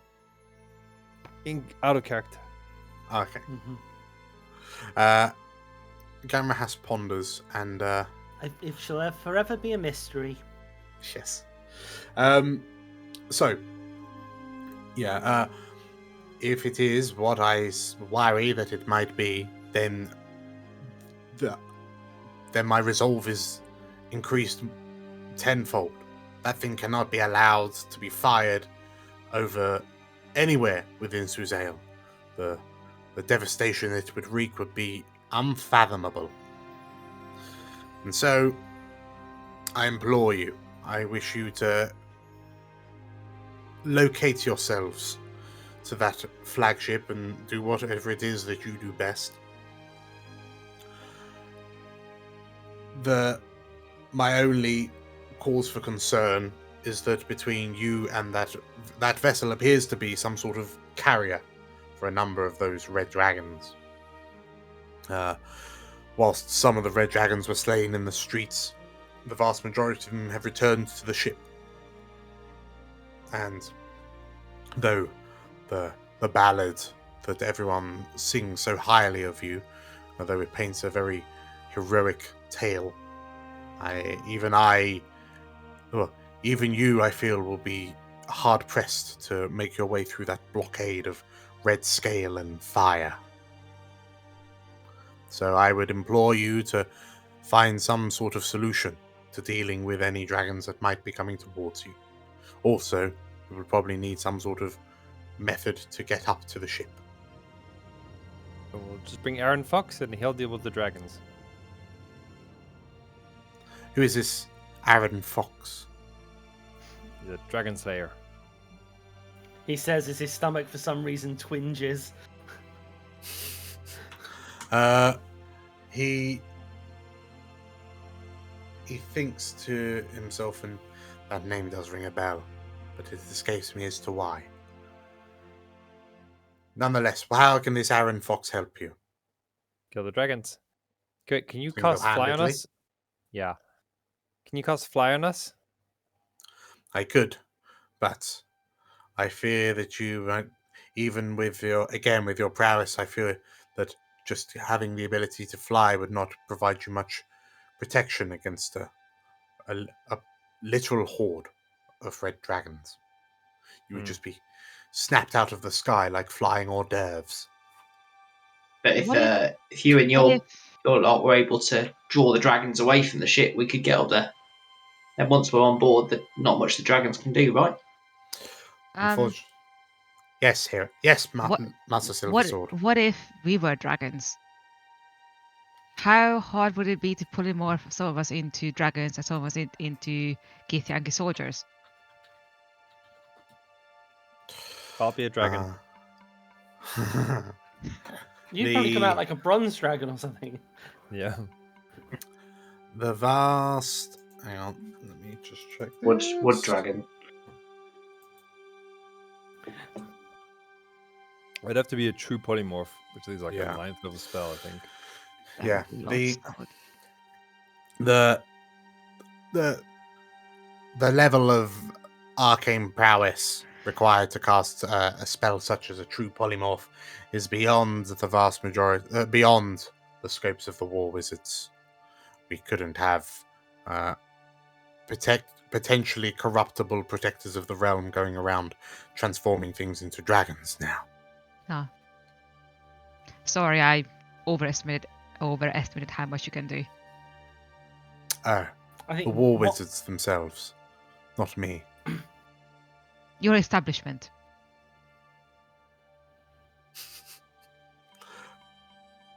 Yes, Carl? No, never mind. I was about to say wombats are clearly more your level.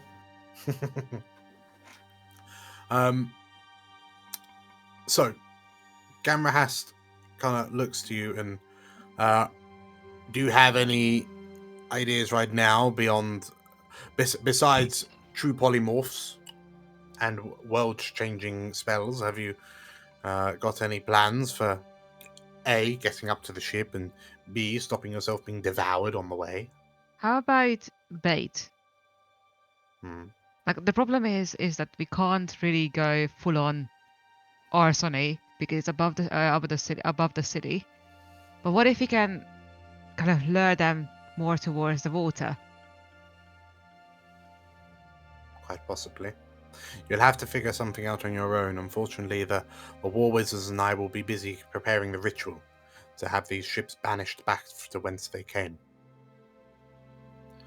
Perhaps even, instead of banishing them, I might give them a surprise and teleport them into the middle of a mountain on the plane of elemental earth. That would be one for the books, wouldn't it? I am going to say that not all of them are happy to be here, so let's not do an overall coverage of punishment. But they have dared to attack Suzail. I know they are there to attack Suzail, but just so you know, there's a divide. Quite a few of them are not happy to be following the orders they are following. Let's not punish them if we can, because they are potential allies. As you're such a whiz with teleports, why can't you just teleport us up there? Gamrahast considers it. That is a potential option. Yeah, it feels like the easier option, to be honest. Free.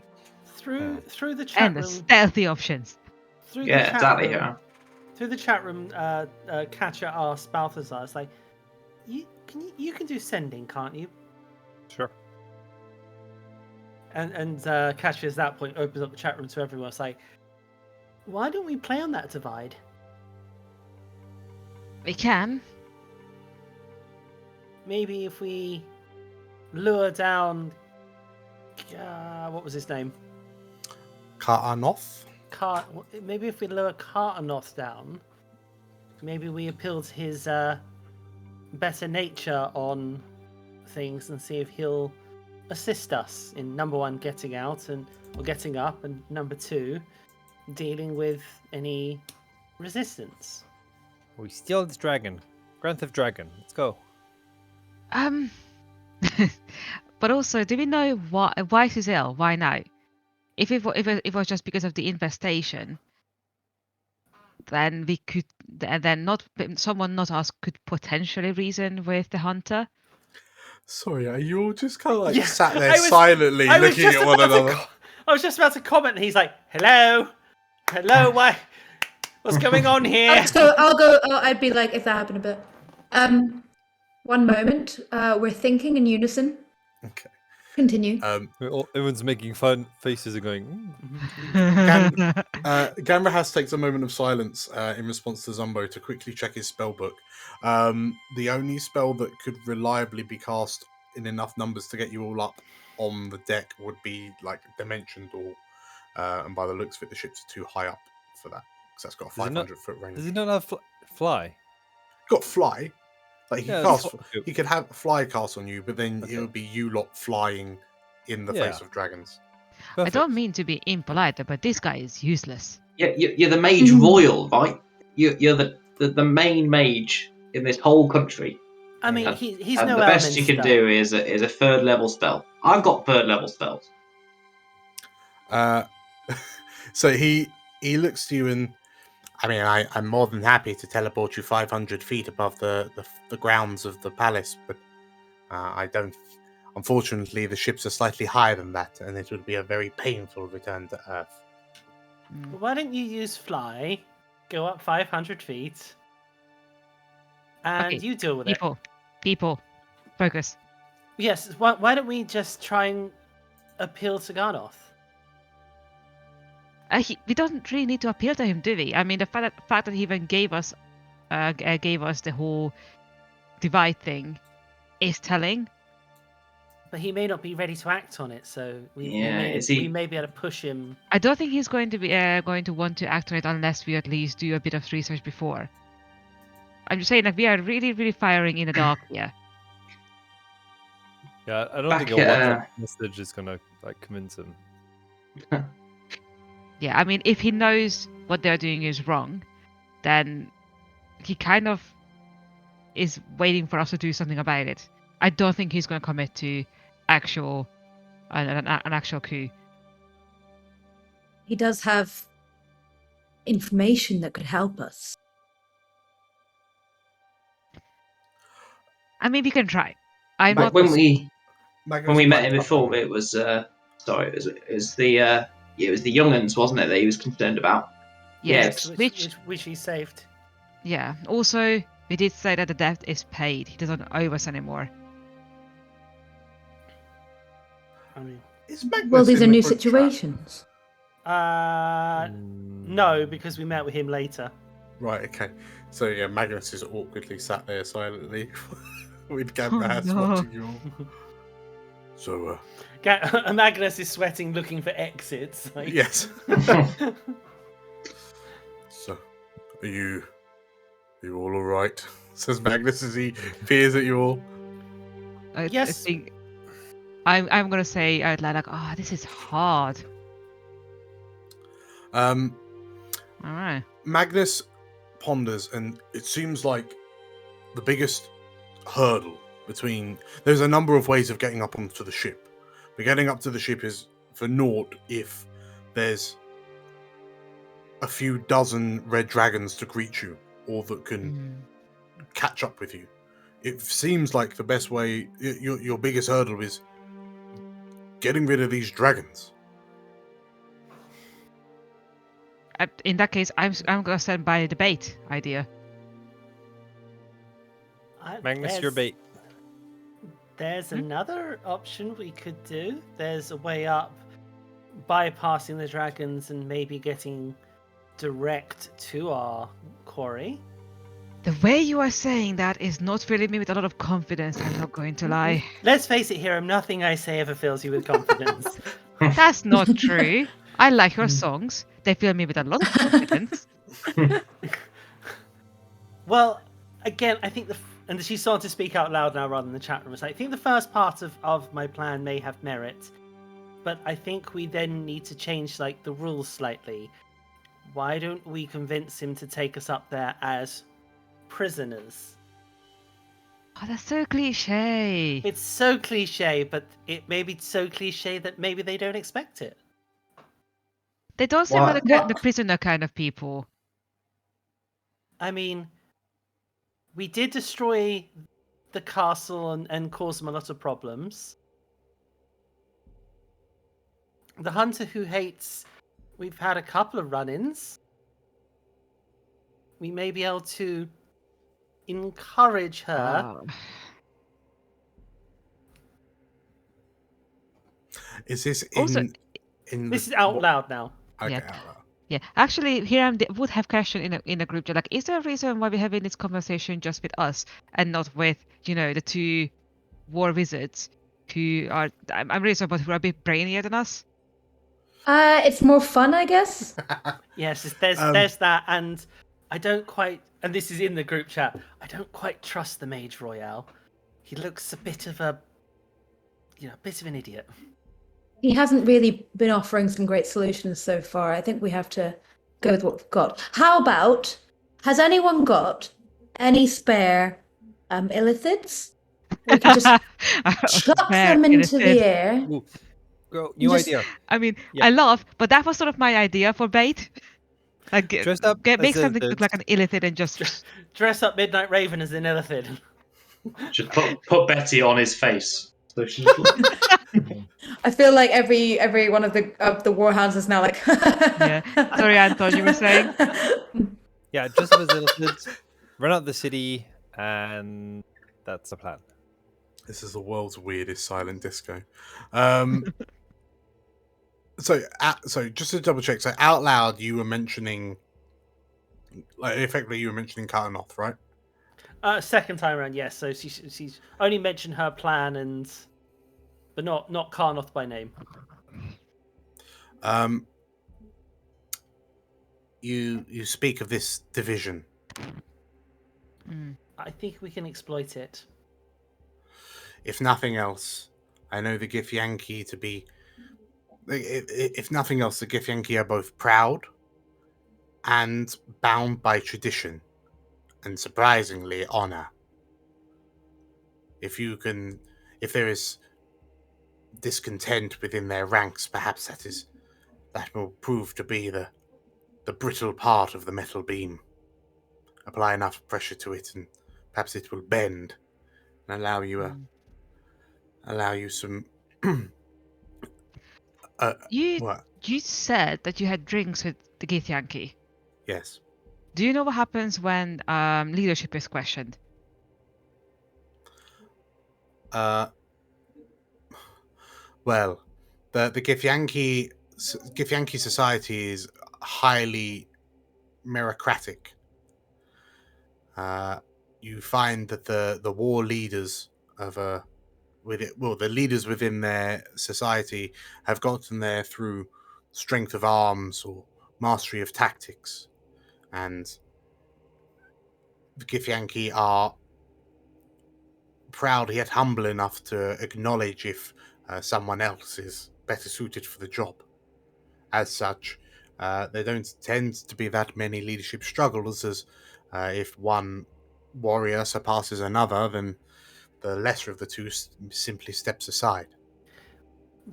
Would you say the weapon they've used is somewhat maybe against their ideals? The githyanki aren't known for wanton destruction. Their leader, their Lich Queen leader, Vlakith, though she revels in destruction, it is always very targeted. That's why they usually stick to raids and pillaging. They don't want to draw too much attention to themselves, lest a concerted counterattack is launched against them. Why do you think this disagreement between the githyanki might stem from their methods? This is an unusual attack, after all. Well, the first time we saw anything like this weapon, it nearly killed their young. And then they're using it willingly and wantonly, and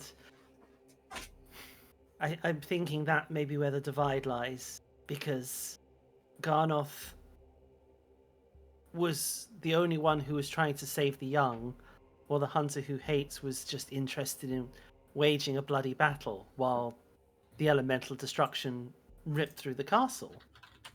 So I'm wondering if maybe we can exploit that she hasn't got the best interest in the people, only herself.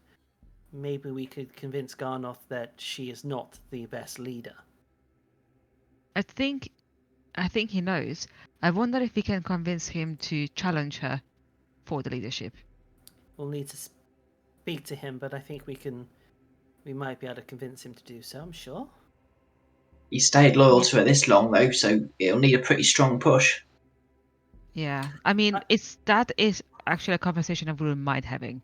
Not to bring up current history, but so did Edsarad until the right moment, and then he pretty much stabbed Rager in the back.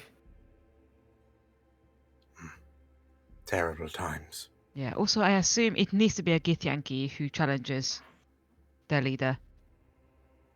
The githyanki are the only individual that all the githyanki owe undying loyalty towards is Vlaakith herself.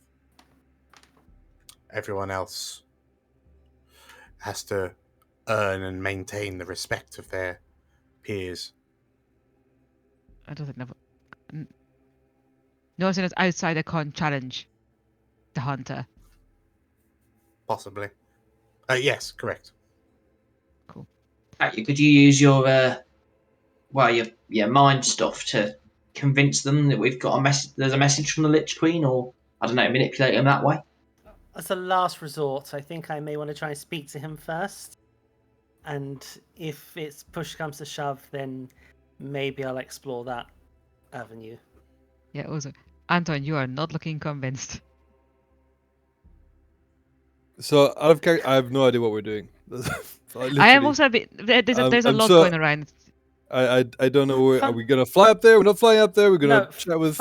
Fundamentally, what the plan should be is to get Garnoth down, which would need Balthazar sending to do, because we've met him, so you can communicate with him. What we're going to say to him? Sorry, Carl. Say to him, "Oh, hey Garnoth, could you come down? We want to talk. We don't like your enemy, so we can become friends." We want to talk about the future of your people. Talk about we want to talk about the divides aforementioned. Fundamentally, we just need something to encourage him down, basically. So I will cheekily interject at this point. The last time you met Garnoth up in the Stormhorn Mountains, there was already a very distinct them and us sentiment between the hunters githyanki and Garnoth's Kresh githyanki. Yeah. And Garnoth did not seem pleased that when the safety of the eggs was threatened, Zinaleth the hunter just got up and left. Yes, which I mentioned, yeah. Like, we can exploit him for that, because, he seems to care about his people, she does not. She cares about vengeance, and... Yeah, she's on a big rampage. Yeah. He also... We are currently... Sorry, he also very explicitly mentioned to you, I think, or you and Katya in the courtyard, that she is perhaps a bit too young and rash for the position that she's found herself in. So the idea is, if we can get him to come down, we get him to take us up and basically deal with the bigger threats while we go for the hunter. I mean, do we even need to be there?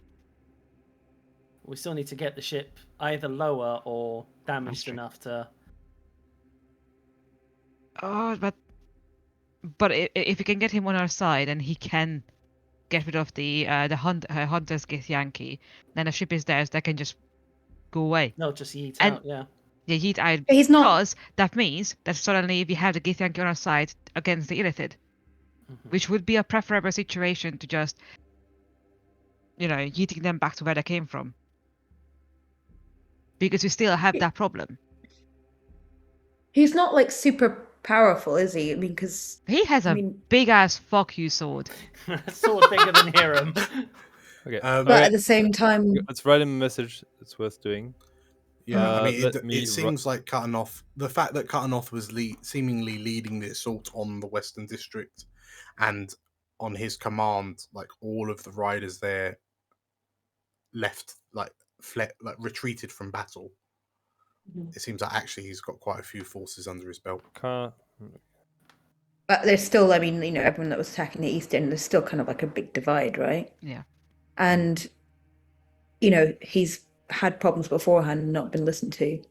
But also, I mean, I think, at the end of the day, there's probably people we can come to. We need to appeal to him as we are we're reaching out as, we don't want this to happen. We don't feel that you want this to happen. We're here to be with you to fight to the illithid. Yeah. Maybe that's something we should press on. That we have been looking into this problem. We actually have seen the illithid mother. Did you see the mothership? Was it on elsewhere? I think we just just I don't know. They're done with now. Okay, Well, cool. we have just been to a goddamn shadow realm when we can see them build an army, man. I know Hiram is not particularly intelligent, but he's not that dumb. And Catchy did touch the elder brain. Yes. Exactly. So we have information that the problem is still there. We can help them, but only if they stop fucking up our country. Okay. And only if someone, and then maybe appeal by saying only if we can speak with someone more rational and less hot-headed. Okay. So in Oh which my case, god! Balthazar, Basically, we are doing a king, making again, and we are getting rid of the. What we do best. Balthazar, are you able to condense all of that into 25 words or less? Yeah, I've got something. I'll send. Okay. Also, there's a question, DM. Sorry, Dan. Anton. Yes. Because we've been sitting around for about an hour or so. Is this a short rest? Not yet. Okay, I'll send a message by sending. Kanath, Warhounds here. Let us parley. The illithids are the enemy, not us. We can help you fight. Meet at War Wizard Tower. Bringing What? them here. Oh, let's meet him in the park. Too late. Too late. I was going to say, like, you already said it. Just everyone hears it. No. Bold choice. Okay. No, Okie dokie. So, Balthazar, you just you're looking around nodding, and then you bing, send the message, and then you let everyone know what the message said. And yeah, presumably everyone just what? Looks to you, utterly horrified. And are you letting anyone else know that this is happening? Oh yeah. I imagine this is all very public now. Okay. I imagine that we kind of are starting to, because if people are starting to sort of look alarmed and panic, we have to try and calm them down and say we are preparing for peace talks here. Yeah, I think also we probably would cotton on that something is going on when we all go like, no, Balthazar, don't call them here. Yeah. Okay. So yeah. Magnus and Gamma Haschet here. They both bellow. But okay. In which case, Gamma has puffs his cheeks out and, well, I better prepare an audience room for you all. He says, "Tell me, will they be bringing their dragons?" I don't know. I don't think they'll fit inside. They can park it in the courtyard, right? Unless you have the shrink grow spell. And then we steal the dragons. Hope That's so. the plan, right? That can be plan B. No, I like this. Plan B. We steal a dragon so we fly away. Just leave Magnus with the angry githyanki. Can't we just true polymorph like drool into like a dragon? Why is everyone so enamored with true polymorph? It's fun. He'd have a drool breath. Just You slop. became an all-powerful wizard. Why wouldn't you want to polymorph? Come on. Because I keep true polymorph for myself. Ah, so not saving the city. Fair enough. That's valorous. He moonlights the weekends as a cat. Yes. Okay. Should have become a druid. So, the Mage Royal kind of stands up and, well, I'll leave this all in your very capable hands, and I wish you the best of luck. He kind of stands up, picks up the staff that's been hovering next to him, and sort of like bows and goes to take his leave. He stops and kind of turns back around, and I'll be speaking to you soon, Cobbleson, he says, as he then kind of strides out of the room, like his cloak kind of billowing out from behind him. Well, as he walks out, I'm going to turn to Magnus and go, ooh, you're in trouble. Oh, I'll be fine. And what did you do? He looks very unhappy with you. Nothing. Is this another... I created a distraction. For you lot. And I hope you're welcome. Oh. I mean, thank you, but did you blow yourself up again? To be fair, that probably would have gotten me in less trouble if I had. The first few keys of the low-flying cleric play on. So, you are left alone in this in this audience room, and yeah, Balthazar, you don't get a response, and there's it's like an awkward pause because it seems like if Cutanoth arrives, he'll be brought here. You wait long enough that you can gain the benefits of a short rest. In the meantime, while this is all happening, Annaline's definitely going around trying to find fake, sort of handles that turn doors around and stuff like that. Just playing with any book, any candlestick. Poking the walls to see if they're fake. Okay. Slate, as you're kind of wandering around, poking walls, you hear a commotion outside the college, like through some of the windows, and some minutes later, you hear footsteps approaching, and the door at the far end of the hall opens. As it does, kind of the magical chandeliers overhead glow a bit brighter, as as two war wizards enter, and then sort of like split apart to stand kind of either side of the of the doorway.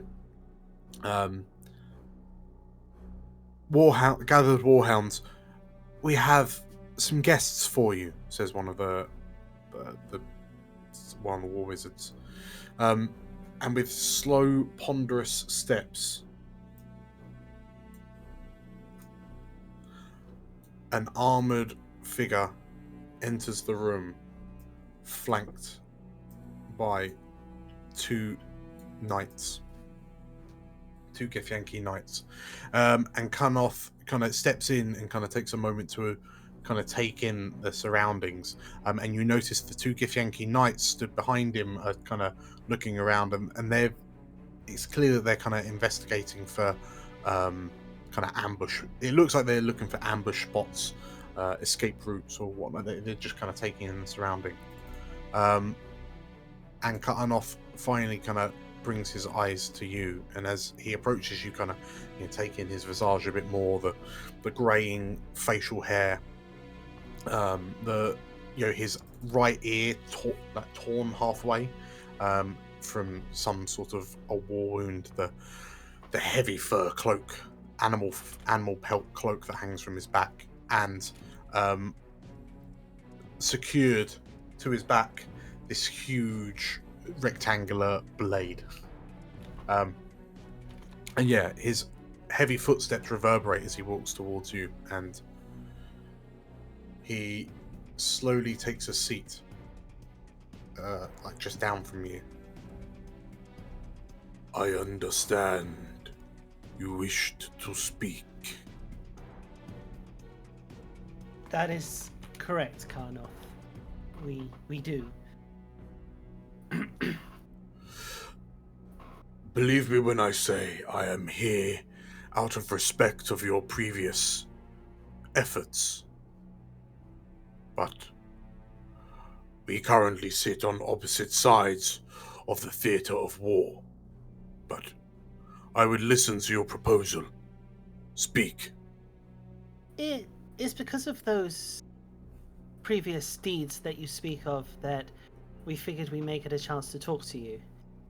I remember back in the castle when the elemental explosion went off. You yourself went for your brood, as one clearly would. But your leader, the hunter, did no such thing. He sneers. She is not my leader. That saves us some time then. Karnoth, we can't understand why she has chosen to attack Suzail now. After all this time and after everything that's happened, and with the Illithid threat still growing, why she has chosen to arrive, or her actions back with the Nautilid. It seems that she is taking a path that you may disagree with. Karnoth looks to you like he holds your eye for a moment, and then you see him, he kind of very subtly looks to his two knights. The two knights get up, walk back to the entrance, the door that they came in through, where the two war wizards are waiting, kind of outside, and like the two war wizards go to make a start as the Githyanki knights close the doors, like stand in front of the doors. So it's just yourselves and the Githyanki in the room. And Karnoth, like, his eyes furrow slightly as he regards you, and we Githyanki follow a very strict code. It would seem that Xenoleth has not yet experienced enough years to appreciate the importance of these rules. She would replace purpose with wanton destruction. There is no finesse to her rage. She is broken. And I do not follow the command of broken toys. She is also taken from us. As you may remember, there was another of our group. The hunter has taken that person from us. We don't as much seek revenge, but we do seek to help you. We wish to end this threat to our city, end this threat of the hunter, and maybe return your people to the way of honor? Karnoth takes a breath. Your proposal intrigues me. I must inform you that we are here under the orders of Vlaakith herself, but the orders do not stretch to dictate our specific actions here. It is Xenoleth's understanding that this city is naught more than a food and breeding ground for Illithids. Her plan is one of scorched earth. Rather than fight the Githyanki rather than fight the Mind Flayers head on, she would raze this city to the ground, using this weapon she places so much faith in. She will eradicate each and every one of you, and in the process attempt to starve the Mind Flayers. She does not see the folly of her plan. The way I see it, and I think you agree, she seems to not realize that people will fight back and then just cause more. I mean, look at the destruction that's already been caused in the city, not just to our people, but to yours, where we could all be turning our attentions to the correct.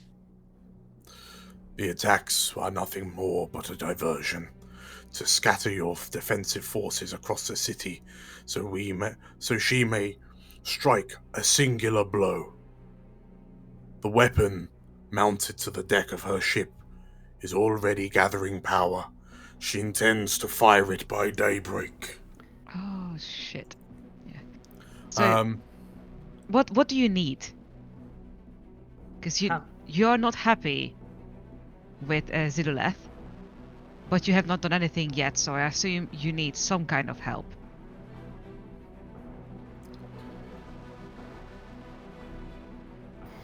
I have no interest in seeing this city razed.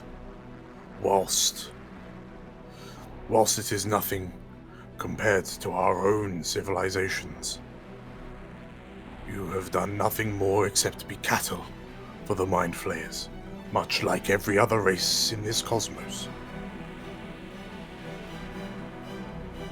If you will help me replace Xenoleth, perhaps with myself, then you will have my support if you were to lead an assault on the Adlishar, her flagship. Sure. Yeah, that sounds like a plan.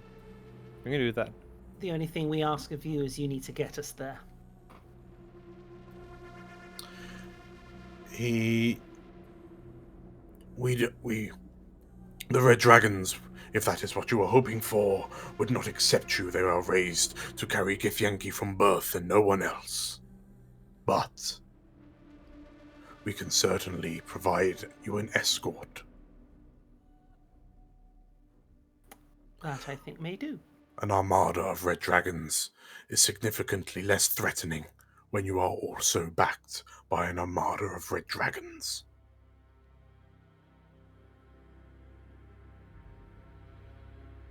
I think we could make that work. And she looks to everyone in turn like... Yeah, right? Yeah, sounds like a plan. Yeah. Sure.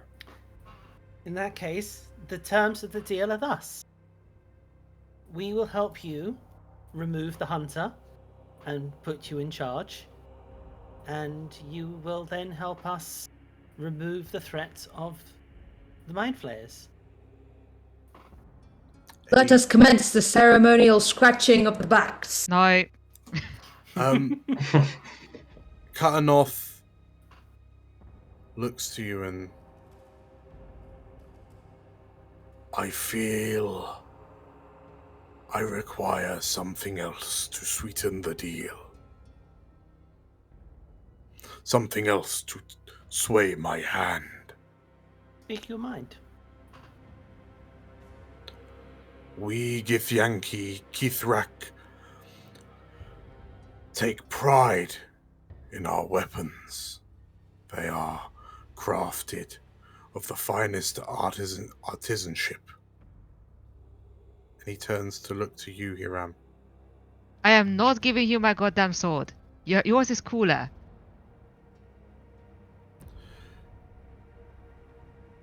You will have my forces in exchange for that blade of silver. Ooh.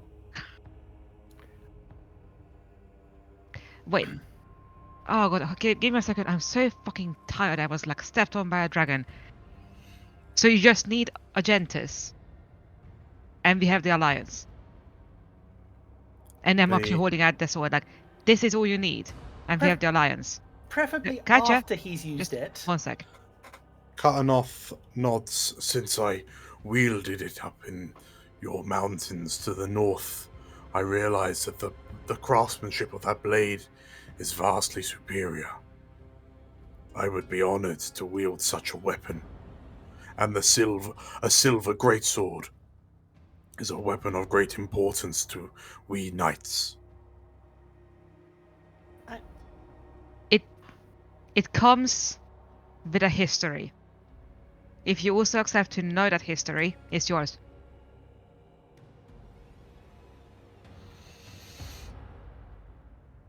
He nods. You sure you don't want a staff? Yeah. Wood staff? I remove Argentus and I hand it over to him. Ooh. It is, and I say in the group chat, at the end of the day, it is just a sword. But we need you to have that sword as you're a... I will have another sword. We need this alliance. We need this alliance more. Take his sword.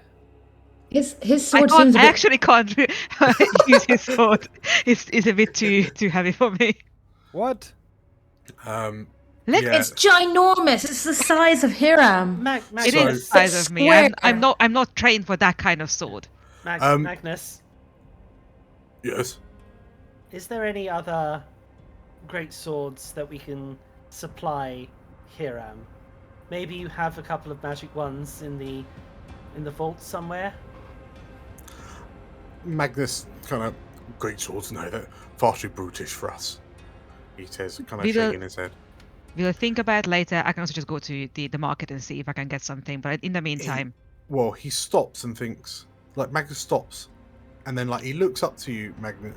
Looks up to you, Hiram, and there is one blade I have in mind.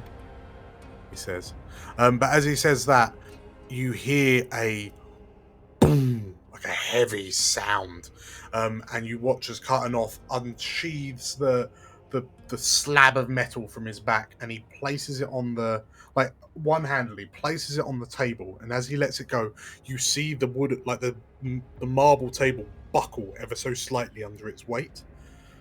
And Katya, you kind of feel that kind of like tingly feeling whenever you cast a spell using psionics, and it almost seems to kind of like slightly disappear as he lets go of this blade. Which, like, looking at it, you can all see that, yeah, even Hiram would struggle to pick this up. But as Cutanoff takes Argentus up in his hand, and then he sort of like, he takes his cloak off. Before, as I'm handing it to him, and like, this is Argentus. Wield him for honor. And then I step back. Cutanoff kind of looks up to you, smiles. Like, there's a slight smile in the corner of his mouth, and then he lays Argentus on the table and then swaddles it with his cloak. And then as he looks to you, he says, "The deal has been made." And with that, he stands up. "We await your attack." And the old githyanki turns and leaves. And as the old man stops as he gets to the door, and like the two githyanki knights go to open the door, and then the three of them turn to you. Thank you. He just kind of snorts. The doors open, and these two war wizards just like shocked as this door opens, and they kind of go to intervene, and these three githyanki just kind of walk past them. And as the war wizards kind of look to you, you lot in shock, and watches his githyanki leave. Catcher falls into the seat he was sitting in, puts her feet up on the desk, looks to Balthazar, and just... Why are you doing that? I had to give away my sword. Like, you should... I should be Hey. Fuck, I need to go shopping, people. Hey, look, Hiram, it's okay. You've got at least probably 3 swords worth from that one. Oh, yeah, I don't know. Magnus, can you maybe potentially get me the sword from Ezered? Because that would be really cool. As Magnus kind of looks to you with a raised eyebrow, and as you watch these three githyanki leave, and you kind of look to each other and appreciate that in the very near future, you're going to be somehow attacking the Adlishar, the flagship of the githyanki fleet, over the city of Suzail, we will call it there. Very good. Congratulations, everybody, on completing session 36. Hey. Very good. One of Catch's plans that did involve fire. Yet. Apart from the fire in the Not yet. booth. Yes, absolutely. So, Hiram's not got a sword. Yeah, I am about to just delete Argentus from my inventory, guys. It's a moment. Don't delete it yet. We might be able to steal it back. We'll give you a dagger. Yeah, you might die. I mean, to be perfectly honest with you guys, I also still have a glaive and a greatsword in my inventory, so I'm not without a thingy, a weapon. Well, yeah, we'll see. Yeah, you're fine. I mean, you could just headbutt everything on the way from here on out. It's Once only again, like- have a glaive. It's fine. and a forehead. Right. Thank you all for playing. Thank you all for watching. We release episodes very regularly. 3 weeks on, 1 week off. We have weekly podcast episodes and we have shorts as well. So if you like what you saw, please give us a like and comment about your favorite bits down below, and whether your messages of condolences for Hiram's lack of family sword. And if you like this video and want to see other stuff, you can find loads of other episodes in this campaign as well as others. It will really, really, really help us out if you were to click the subscribe button and the bell icon for notifications of when we upload new stuff. And besides that, I think it's time to say au revoir. Au revoir. Well, Bye. Catch you all later. Bye bye bye bye. Yeah. Bye. Bye bye. I also just realized my father is going to murder me. Now that Zinaleth's horrifying plan has come to light to obliterate Suzail, the extent of her wrath is clear. Even as her own forces plot with the Warhounds against her, will that be enough to stop her? Come back next time to find out. Thank you for watching through to the end. It really means a lot to me and the other explorers. If you like what you saw, it really helps us if you hit the like button and comment down below about your favourite parts, or if you have any feedback. For more Explorers of Elsewhere goodness, you can find another video here. And the best way to support us is to subscribe here, as well as hitting the bell icon for notifications of new videos. So, with that said, thank you once again, stay safe, and as always, may the realms endure.